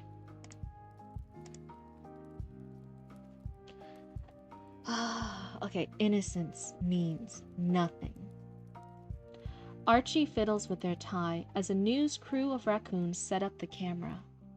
A few others are busy dressing a skeleton in a jaunty bow tie and a banana peel. Meanwhile, a lone raccoon lingers in the background, sporting a mysterious question mark logo. One of the crew members raises a hand and begins the countdown. Archie straightens their suit, looking as professional as a raccoon possibly can.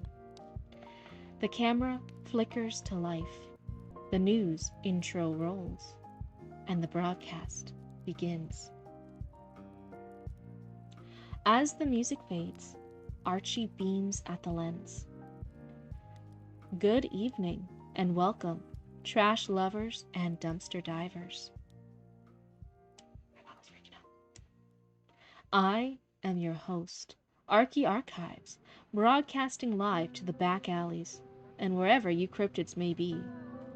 Today, we're digging deep into the bins to bring you the freshest scoops, the shiniest finds, and the secrets the traders in the sanitation department don't want you to know. Archie's enthusiasm grows as they lean in. Now, for today's top story. Following yesterday's report on the Great Trash Migration, it seems some of our younger scavengers failed to heed my warning. They were caught and clawed by that angry stray and its newly formed gang, the Smittens, so named because they stole the very mittens off the kits who went looking for cold crust pizza. A truly fearsome gang. Archie gives a dramatic shiver for the camera. We've secured interviews with some survivors who managed to escape the Smittens and their leader. Let's head to the field now. Over to you, Mr. 8-Patch. The feed cuts to a grainy, shaky shot. Mr. 8-Patch stands there holding a cracked microphone, wearing a discarded hat that has been crudely altered into a suit. "Thank you, Archie," he chirps. "I am here to interview a kit who had a very close call with the Smittens." It's Jessica Raccoon voice. So I'm leaning really close to the mic, so the model's freaking out a little bit because the camera's not catching her. So my bad. I'm gonna move her down here. I hope that was a good voice for Mr. 8-Patch. I don't know. It said it chirps. So I tried to do a higher pitched voice.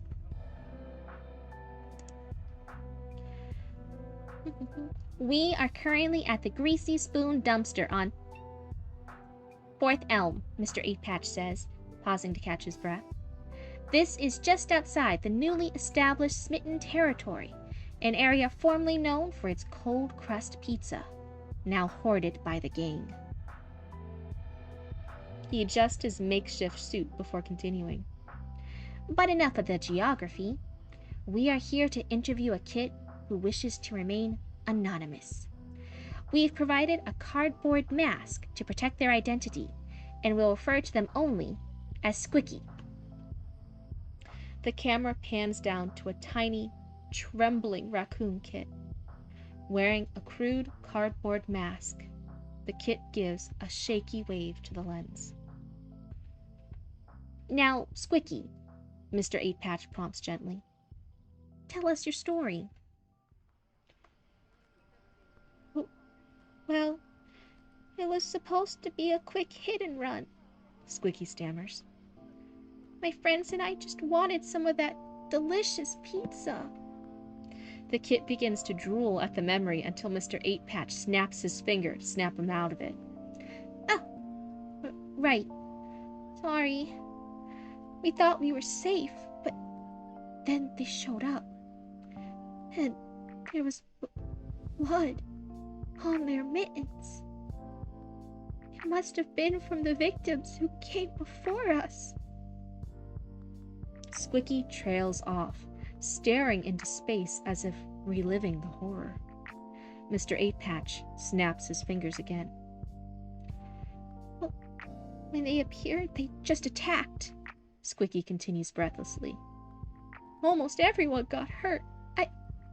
I was lucky enough to get my friends out before those cats could finish them. Now they're all in the healing room. I'm sorry. I can't say much more. It's too much. Mr. 8-Patch sighs and pats the kid's head. It's all right, kid. You did good. He looks back at the lens. That's the situation here, Archie. I'll continue gathering statements from the others. The feed cuts back to the studio. Archie is hunched over a journal titled Cryptid's Human Notes. Oh, that's really cool. If my model would track me. It's my notes. Your records have my notes. Oh no.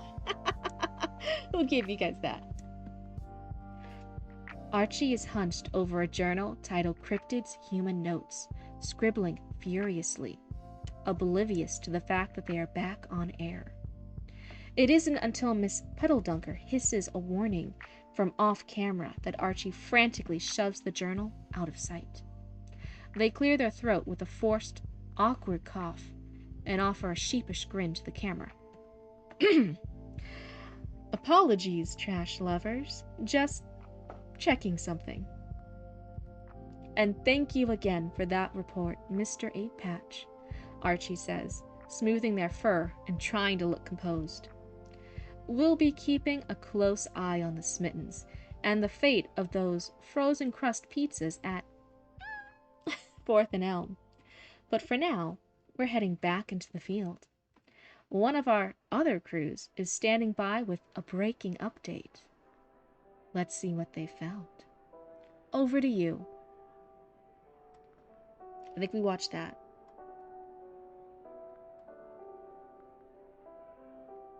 Oh, now am I reading the elf one? Is this the one next? Do I read this back and forth?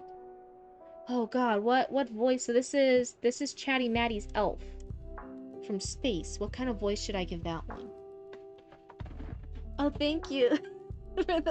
Thank you, Vera, for saying the narration's good. I'm trying my best though. Again, that doesn't always mean it's good. It just means I'm trying my best though. Nerdy. Okay, so we're going for a nerdy one. Jenny Reddy's like, oh no. So we're going for a more nerdy voice. Is that what we're... Should it be nasally? I think we already did a character that was nasally, right? Like they talk like this. They talk like this. I think we already did a nasally one. So I don't think it should be nasally. What's a more nerdy voice? Actually. Hi, MSM. It's good to see you. You're dead. Mervin is nasally, nerdy voice. Yeah, okay. Oh, Mervin is the nerdy, nasally voice. Okay, so then this one has to be different. Well, I'll ignore the fact that I'm sleepy. Okay. So we just want nerdy, but not nasally. So, actually. The elf from space takes a camera and mic. Is this thing working? Do I click on this one now? Or do I just continue reading? Actually, is this thing working? I'm giving like a sassier nerd. It's like sassy nerd. I'm going for an actually voice. So we know if I'm supposed to click on this one or if I'm reading here. Let's see what the archivist says.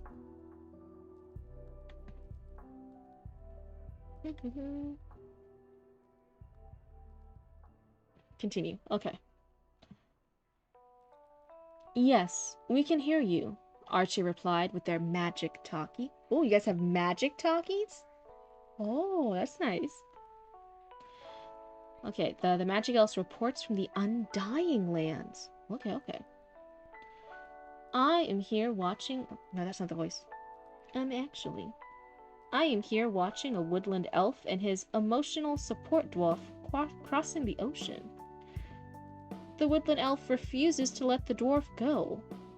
I suspect this is a dwarf napping, but the dwarf keeps talking about how many... Say what, reporter? I'm talking about a land called Middle Earth. Such a strange name. The feed cuts back to Archie, looking a bit confused till they shake their head. I know this reference. I'm sorry, I'm just happy for Randor cred. I know this reference. Well, that was certainly something, folks. Now, on to other things. As we approach the end of our broadcast, it's time to kick off our Trash Pot Lottery. Tonight's grand prize is this magnificent, magic, cold breather machine, also known as a fridge, which helps keep your fresh finds fresh. Are you all excited? Archie's foot paw stomps on a button, and a pre-recorded track of a roaring crowd fills the alleyway. Archie beams, clearly proud of finding the soundboard. But we'll save the drawing for the very end, because I have another scoop for you. Joining me now is our co-broadcaster, right here beside me, Skelly. The camera pans over to a skeleton standing next to Archie. The only thing the skeleton is wearing is a pair of unstolen pants, mostly because Archie couldn't figure out how to wear them.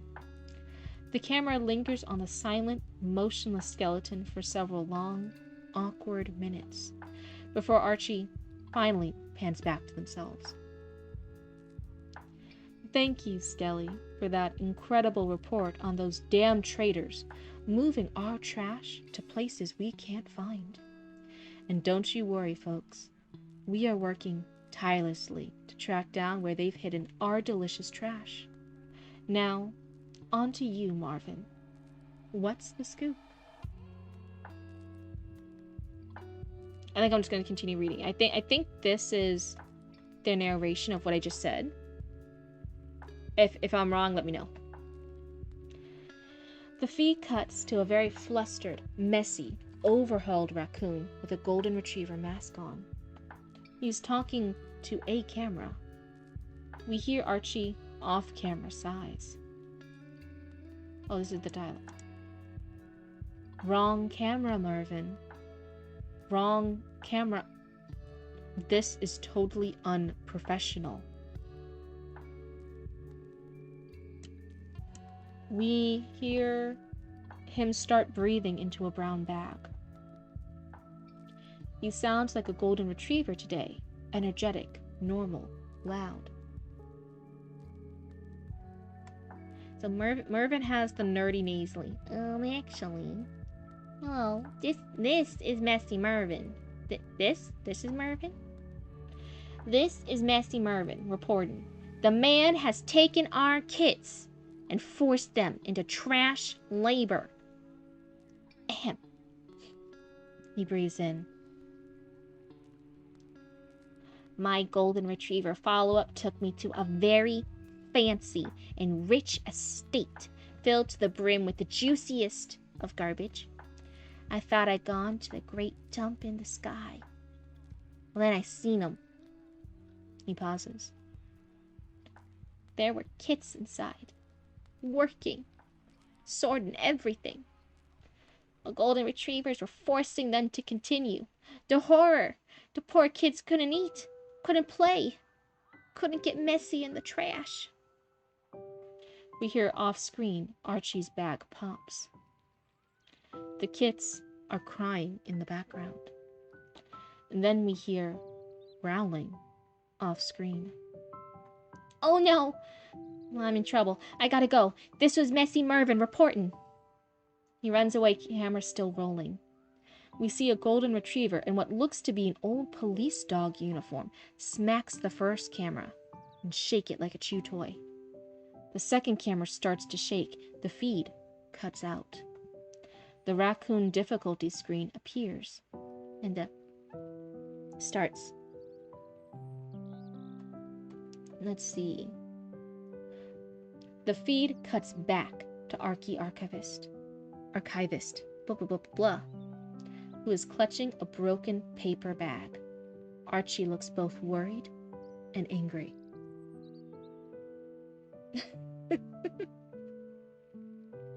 For a few seconds, there is no audio, but you can see the chaos. Archie is barking out orders to a group of raccoons and giving a quick salute to some possums. They are all wearing tattered, torn police caps with the news channel's logo stitched onto the front. Once the possums leave, Archie quickly fixes their clothes and tosses the perfectly good paper bag over to Skelly. Not realizing the camera is already recording, Archie takes a deep breath and snaps into the regular news anchor persona just as the audio pops back in. Oh shit, Special Possum Unit 6. Well, that was something, folks, Archie says, letting out a little chuckle. Archie's expression shifts back to a professional smile. Don't worry about Marvin. We have sent our finance helpers to try and help them out wherever they are. We will also be working with the trash protectors to get those kids back to safety. Suddenly, Archie looks very serious and lets out a fake cough. Right on cue, Miss Puddledunker walks onto the set. She is pushing a giant game show wheel covered in bright colors and pictures of different goodies. And since we are at the end of today's scoop, it is time to spin the wheel. Archie slams a hand down on a big cheering button.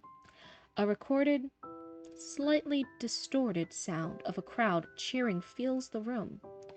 Archie snaps their fingers, and an abnormally large kit named Bandit trots onto the stage. Bandit grabs the wheel and gives it a massive spin, while Archie gives a quick wink to the camera. Thank you, Bandit. Now, while the trash wheel spins, we will be picking a name out of the trash can of fate to see which trash lover gets the lucky prize. Ooh, who do you guys think it will be? Who do you guys think it will be? Also, what do you think of the thing I sent in writing? I have no idea. There is a celebratory concert Mahi hosted after saving Nicole. So after that, they say their goodbyes before they leave. I haven't looked over in the Discord too much. I've been a bad cryptid. I'm so sorry. I mostly stay in chatting, and then I don't even look at story submissions unless someone like asks me or something. Sometimes I check out pet pics and hobbies. I'm so sorry. Since the writing isn't for me to do on stream, I don't check over there too much. That's mostly for like you raccoons together to share things together without it being the worry of it being on stream. So I haven't looked at it too much. I'm so sorry. That's your guys' section. It's the raccoon section there. I almost heard a fruity and slip. What did I almost slip? What did I almost say? I don't think I almost said anything bad. I was just saying, like, that section, I'm in chatting. I'm in pet pics and hobbies. I only really read the story submissions. The writing's your guys' section. That's the raccoon section. Did I almost say a bad word? I'm sorry if I did. I didn't mean to. Okay, so we're gonna see the trash can of fate, though. Oh, this is exciting. This is so much lore right here. This is so much more lore than I thought in this world. This is exciting. You guys ready? Are you spinning the wheel? Are you spinning the wheel? Oh my goodness. Archie dives both paws into the trash can of fate. Rifling through old scraps and crinkly wrappers to find the lucky winner's paper. Archie spends a long moment digging around, purely for the dramatics, before finally pulling out a crumpled, stained slip of paper. Archie slowly peels it open, squinting at the handwriting before leaning into the microphone to announce the name. The lucky winner of the day is... Cryptid?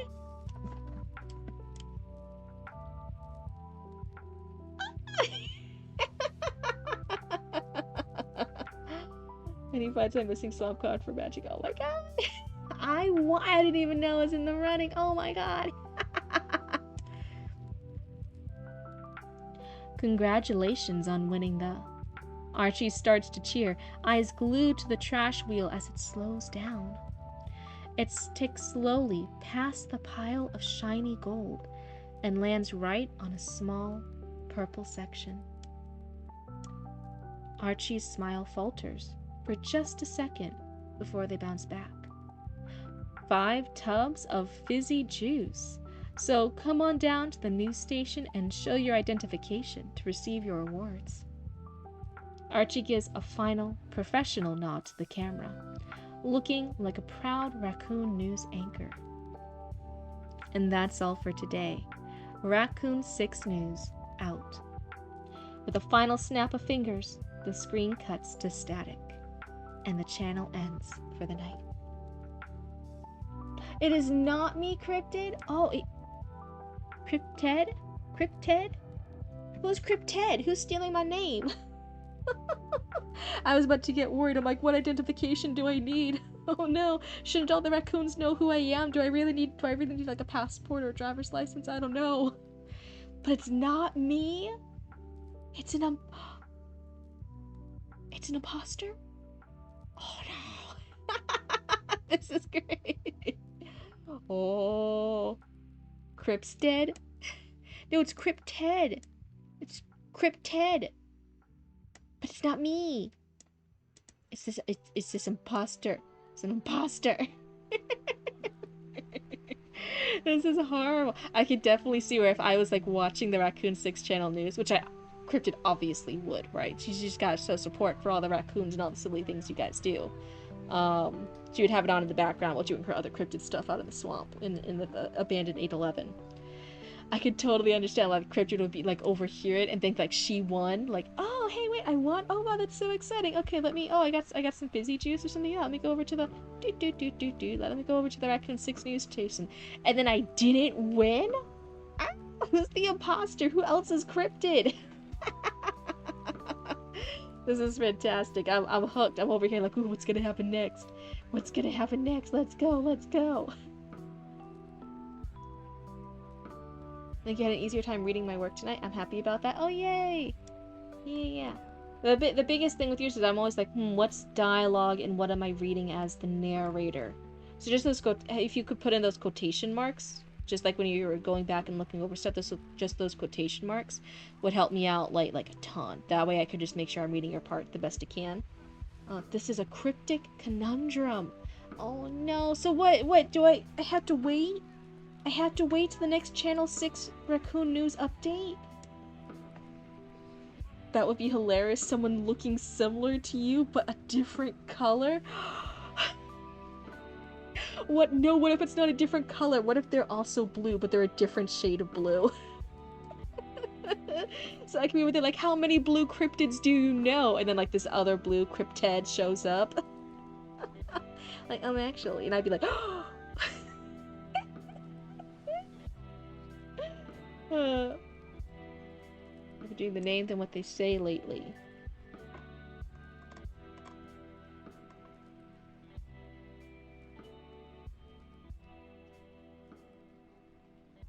But even like this first part isn't. So like I saw like, okay, Mervin says this, but the first part wasn't like that, so it threw me off a little bit. That's why I'm like, if you could do quotation marks, it's a little simpler, it's a little easier.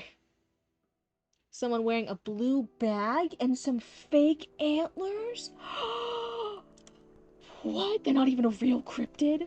Or a used coat hanger for a kid? No! This is bullshit. This is identity theft. This is serious. Our raccoon had an unfortunate experience with a blue paint bucket. Also, we had the actual song lyrics of the Danny song is in music. Oh, that's so exciting. Let's see. So let's say I had to go over to music then. Okay, hold on. Where's the music one?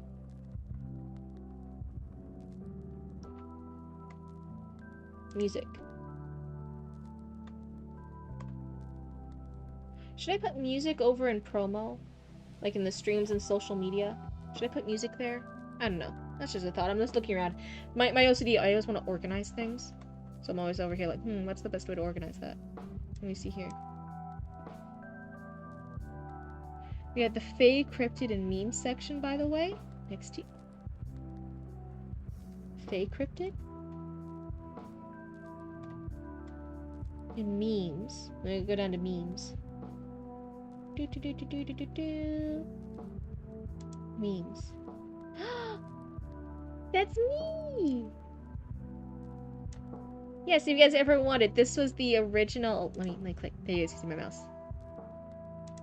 Yeah, there we go. This was the original design and PNG tuber that an artist friend did for us. That was the person who decided that cryptid should be blue. They made all this cool different stuff for them. That is the original cryptid. You can see the antlers, you can see the long braids and the shorter hair. They have floating severed arms. They have like the limbs end in black and stuff. They have this cool mouthpiece going on. They're supposed to have glowing eyes. It's this whole thing, right? It's this whole bit. We just did the customizable Suika model as close as we could get. But yeah, in the future, I'd love for you guys to see the official cryptid with her deer. The only other thing, it's not in this model, but like there's supposed to be jewelry in her antlers as well. So it's like little rings on here and then chains dangling down.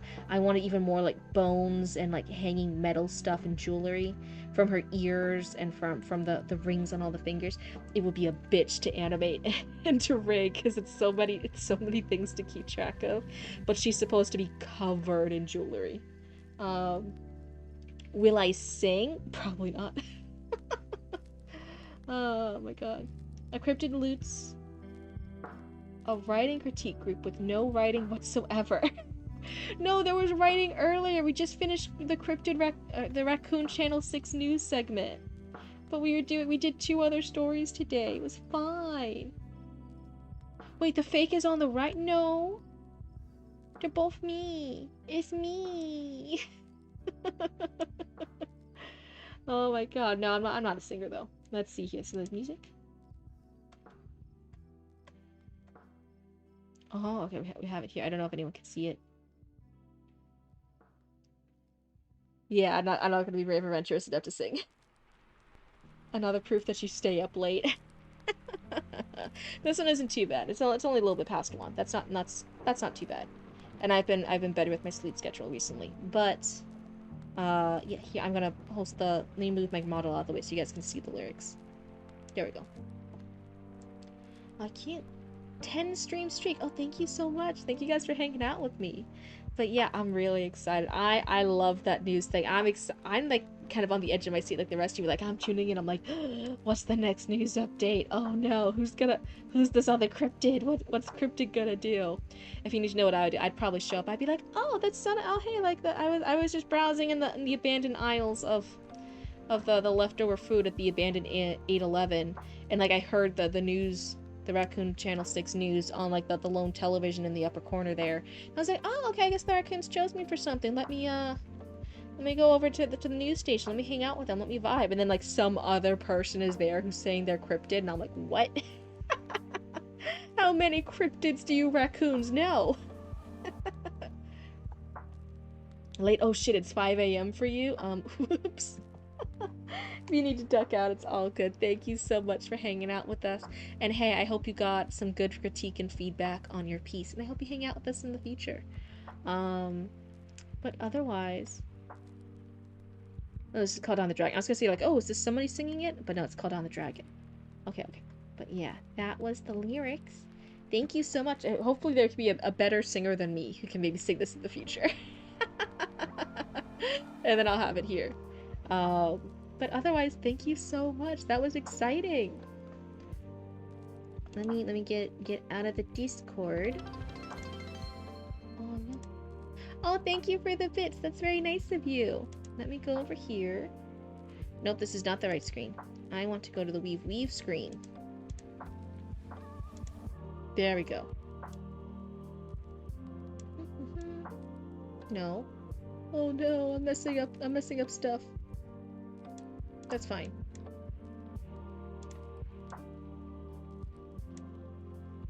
This is fine. Everything's fine. Everything's fine. And then I will put this on again. There we go. Everything's fine now. Cryptid, sing Soda Pop. Dear God, no, I'm not that talented. You guys can sometimes hear me humming in the background occasionally while I'm looking at stuff. That's the extent you guys are gonna get. Brainwash me? No. Any news ideas? Do you can message me, Archivist, and I'll if you want the next segment to be like Cryptid, like responding and like narrating out what she does to when she hears the news and she shows up at the Raccoon Channel 6 station, we could go back and forth on it. Probably not tonight, but if you message me, I'll respond to you tomorrow and we can go through it if that's what you want. Stares blankly at your antlers. I know one day I'll have my shiny deer antlers covered in chains and rings and jewelry and sparkly bits and bones. It'll be so cool. I'm excited. All hail the weave screen. But yeah, thank you guys so much. I'm so happy that we got to read the raccoon news today. Already have your idea. Nice. Okay, perfect. Let's see, anything else? So I had to ask you some questions about the possum team you sent later. Oh. For which one's my favorite? For Rumi, Zoe, or Mira? I like all of them. I try so hard, and I think when I say like the cryptid family thinks I'm the mean one, I think the cryptid family would say I'm Mira, because they all think I'm a little bit bitchy. I'm the bitchy one of the family. I'm the mean one of the family. So I think they'd all put me as Mira. Person I sound, but a Zoe. And I think like you guys here, or anyone else who knows me would probably say that I'm more of a Zoe. Antler covered in chains and rings and thousands of dollars burned to rig all of them. Yeah, can you see why that wasn't the initial investment? I wanted to spend the year, and we're not even like half a year yet, but I wanted to spend a year to make sure that I was committed and that I was going to be streaming and that I was going to be building up this thing and this is something I wanted to do before I spent all that money on the customer. She's supposed to have glowing eyes, so her eyes glow too. Her eyes glow yellow. So that's more money. She's supposed to have rings on each of these floating hands that's supposed to have like motion and animations and stuff. Because right now I always have one hand up on the model, but like I want more movement. I want like a little animations for my hands and stuff. Um, I know, totally legit, not shady doctor. What? Oh, okay, yeah, for the Zoe bit in the movie. Nice, nice, nice. Um, but yeah, the all the things I want to do with my model is gonna be a fuck ton of money. So I definitely wanted to try out a year on a $100 customizable model before I committed to all that, because that is gonna be a lot. It's also good to know things too, like I might like I realize stuff as I'm doing this, like what toggles I would want and what toggles I wouldn't need. So like I definitely, one of the first things is I definitely want like a blushing toggle, right? That would be a big thing. But again, Cryptid was supposed to originally be cooler before I started streaming. So the idea is that she would have multiple different scary faces as she got progressively more and more angry or like annoyed or something. That's not really needed. I might need like one or two annoyed or scary faces, right? And I'm not gonna use all those different levels. That's not the vibe here. Um, the like sexy face, sexy drooling face that a lot of other models have, that's not the vibe here, right? So I probably won't have that one. But like a more like curious or wide-eyed version one, I think that would be cute, especially when I'm doing like the cuter little stuff like the artist, or like the you got keys, what kind of keys did you, like all that stuff. I think having like a cuter, more wide-eyed, innocent expression on the model would be really neat. Let's see, arms hide their face toggle. Oh, okay, yeah, where like you like cover your face. Oh, that kind of stuff. Jessica Rabbit face. No, get out of here. but yeah. So now doing this, practicing, hanging out with you guys, just with this the 100+ ish dollar model compared to thousands, it gives you that idea of what stuff practically will I actually use, am I wanting to use for having this little puppeteering thing, right?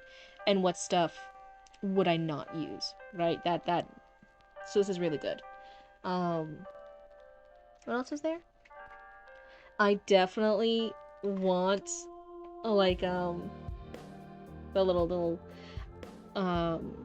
other things with like some like little raccoons and stuff and some other fun things in the future. So like there's things to look forward to as we keep streaming and as this community keeps growing and we make these adjustments. Speaking of, again, just as a reminder, I'll be doing a reminder in the Discord as well. But I am looking at temporarily closing off and not accepting any more new submissions into the submissions queue until we're caught up. So I'm gonna leave it open for tonight. I might leave it open a little bit tomorrow, but it will be closed before next stream. So if you guys are there, if you're waiting, if you want to go ahead and claim a spot in the queue, now would be the time to do it. Now, tonight, or tomorrow morning would be the time to claim your spot in the queue before it is temporarily closed until we are caught up in this ever-growing queue of story submissions.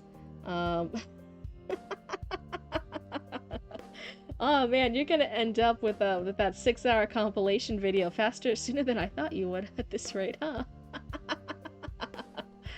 Oh my goodness. Yeah, see, Raymond, you've been waiting for a while too now, right? So yeah, the queue's gonna be closed. I'm gonna get through everyone who's waiting in queue, who's been waiting for so long. And it's not until we are done. When we are done, then I will be reopening everything up, and it will have a new submissions form. It will be a little bit nicer, a little bit more streamlined. Nice. I have a time to write more of the thing before the submissions reopen again. Nice. That's a good way of looking at it. I shall clip and meep. Ho ho ho! Last minute submissions. Yeah, again, it's totally fine. It's not that you guys can submit tonight. You guys can submit after stream ends. You guys can submit early in the morning. We are not done yet. Yeah, poor Ray. But I think your username is still hidden for me in the Discord too, right? It's like the R ... So yeah, I'm not gonna be accepting any more submissions in the next little bit. Um, don't forget Release the Witch and Who Dares. Excellent series. Check it out. Sounds cool. Um, but yeah, that's the going forward because so many people like Raymond have been patient. Koizetsu again, we read them today. Why? Because they've been waiting a month. They've been waiting a solid month. Um, you're the R1 in the Discord. Wait. Oh no. But yeah, that is the plan. That is what's happening. So if you guys are wanting to submit anything soon, go ahead and claim your spot. Because in the next little while, before the next stream, the submissions will be closed. I think Roots mentioned something about being able to lock it. That way more people can't submit. So there's an release that witch. What does new reports? Controversy? What does news reports? Controversy. A raccoon destroying crash? What? What's happening? What's happening with the news? Oh dear. Raccoon destroying trash. Oh, raccoon destroying trash. That's against everything raccoons stand for. But yeah, that is the plan. That is the bit. We're gonna. I every time I get a little bit anxious about doing these big changes or these big fixes, I always tell myself it's better to do it now than when there's even more raccoons. It's better to do a fix at 200 raccoons than when there's 1,000 raccoons. It's better to do a fix at 300 raccoons than when we're at 3,000. You know, it's better to do these fixes and these adjustments and realign stuff earlier rather than later. We kind of didn't finish it since, as far as I understand, the closing volumes were rushed out. Oh, the final volumes of the witch thing. How many people are in queue right now? I don't even want to look. I don't want to know. I don't want to know. I don't want to know. A lot. Oh no. But yeah, that's the bit. That's why I had to like nail down. So I just got your closing submissions for how long? So the thing is, they're not closed right now. So if you want to go in and get your submission in, that's totally fine. Submissions will be open for tonight and probably early tomorrow morning as well. So for the next while, they'll be open. But before next stream starts, they will be closed because the submission queue is too long. I gotta work through it a bit. So you can put your spot in now. And then I'll be working through the queue for the next few streams.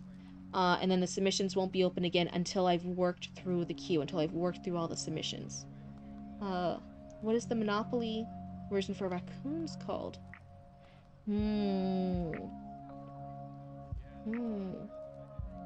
It keeps going and going and going. Yeah, sometimes I'm reading like 2 submissions on stream, 3 people submit. And then I was like, okay, I'll just start streaming every day to catch up on queue. But then the fact remains that every stream, if I read 2 to 3 submissions, 3 to 4 people submit and the other people resubmit. And that's fine. I'm not discouraging you guys from doing that. I'm just saying, like, wait, me doing more streams doesn't actually get through the queue. It just makes the queue grow longer faster, right? Because every stream there's more people submitting. So I'm like, wait, how can I be fair here? How can I get through the submission queue? And I think the only fair way right now is just to temporarily close it in a little bit and work through it. I was wondering when it will come down to this. Yeah, so I'm hoping, fingers crossed, it will only be closed for maybe a week or 2. Maybe I'm hesitant to give a timeline on it because I know it's gonna bite me in the ass. But I'm hoping it will just be a week or 2. Cross our little raccoon fingers and toes, just a week or 2. And then we'll have the new submissions form in. We'll have a new thing. It will be a little bit more streamlined. And then we'll reopen the submissions again. And that is the plan. It's just some reorganizing, some little Cryptid and Raccoon reorganizing in the Discord and the story submissions, and then everything. Big breath will then be good, and it will be good for all the raccoons who have been here, who have been waiting, and then for all the new raccoons we'll be welcoming into the raccoon cult. So that is the plan. That's the plan. It's a little scary. It's definitely been worrying the back of my brain for a little bit, but I'm excited to see it once the changes have been done. That's the plan. Keeps going and going and going. What is Raccoon Monopoly called? That was the question. It wouldn't just be Raccoonopoly, would it? Makes sense. Don't burn yourself out. That definitely, compared to November when I was streaming every single day, that was burnout worthy. Streaming every other day has helped. But yeah, so streaming every other day, I think I'm still a good pace. Normally, I normally hold off on these big changes until the monthly update. Like I said, I kind of do a check-in with myself and the channel every month to make these adjustments. But it seemed like just such an important adjustment that I'm kind of doing it a little earlier. Trashopoly? Oh wait, that's yeah. It's just gonna be like, is Raccoonopoly too basic? I like Trashopoly. Um, how many are there in queue? And there's a cut to that scene Lord of the Rings where Saruman reveals the army of Uruk-hai. Tens of thousands. Okay, we're not that bad yet. I haven't been disappointing that many raccoons. I'd like to have you show up in. I want to run it by you before committing to it after all. Your character I always ask. Uh, you can message me if it's like about writing something. Yeah. If it's about like an AI generated news article thing, then I'm gonna go ahead and kindly say no. But if it's like about writing the next news article, then that's fine. Trashopoly. Yeah. I think that one. I think that's the bit. And kind of all the. You could argue all the little bits and pieces, the little icons in Monopoly could kind of look like little trash things, like a shoe, one random shoe, a random hat. The different things could look like normal token good finds in that you would find in a trash can, right? So maybe the Monopoly was always supposed to be Trashopoly. Maybe you guys are big brain. Maybe you're seeing Monopoly for what it is. Oh my god. I think you guys had to do it like hardcore though. Like this, it's not a family friendly game for raccoons where like a family or friends can gather around and play it. I imagine it's like, you guys know those pictures where like they're all gathered around and they're like playing poker and they're smoking cigars in like a dimly lit room. You guys know what I'm talking about? That's how the raccoons are playing Trashopoly. They're like smoking little cigars. They're like having like little cracked glasses full of alcohol on the right side. They're like holding their cards like poker chips. The dog's playing poker paint. Yeah. So that's raccoons playing Trashopoly. It's not a family-friendly game for humans. We need art. Oh my god. So yeah, that's the bit. That's the bit. Give me someone write it in the Discord suggestions. Dogs playing poker painting, but raccoons with Trashopoly. And in the future, after tax season, when I have more money, I'll consider hiring an artist to draw that because I think that it's actually fucking really dope. So I'll put that in suggestions. But otherwise, it is 1:30 a.m. So I think now that we finished the news, now that we got some stories done, and especially Poikozetsu, who was very patient with us and got that slot ahead of time. That was one of our oldest people waiting for their stuff.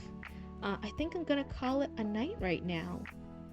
I've never been betrayed by my siblings so hard when playing Monopoly. Uno was worse. Oh my goodness. But yeah, otherwise have a wonderful night. Thank you guys for hanging out with me. Thank you guys for being such wonderful raccoons. And I will keep you guys updated. I don't want to promise I'll be streaming to the normal schedule because again, I have endometriosis. I think the cycle's coming. I might be feeling like crap, so I might have to take a day off. I will keep you guys updated in the Discord, but don't be surprised if I do have to cancel a stream. Otherwise, have a wonderful night. Goodbye.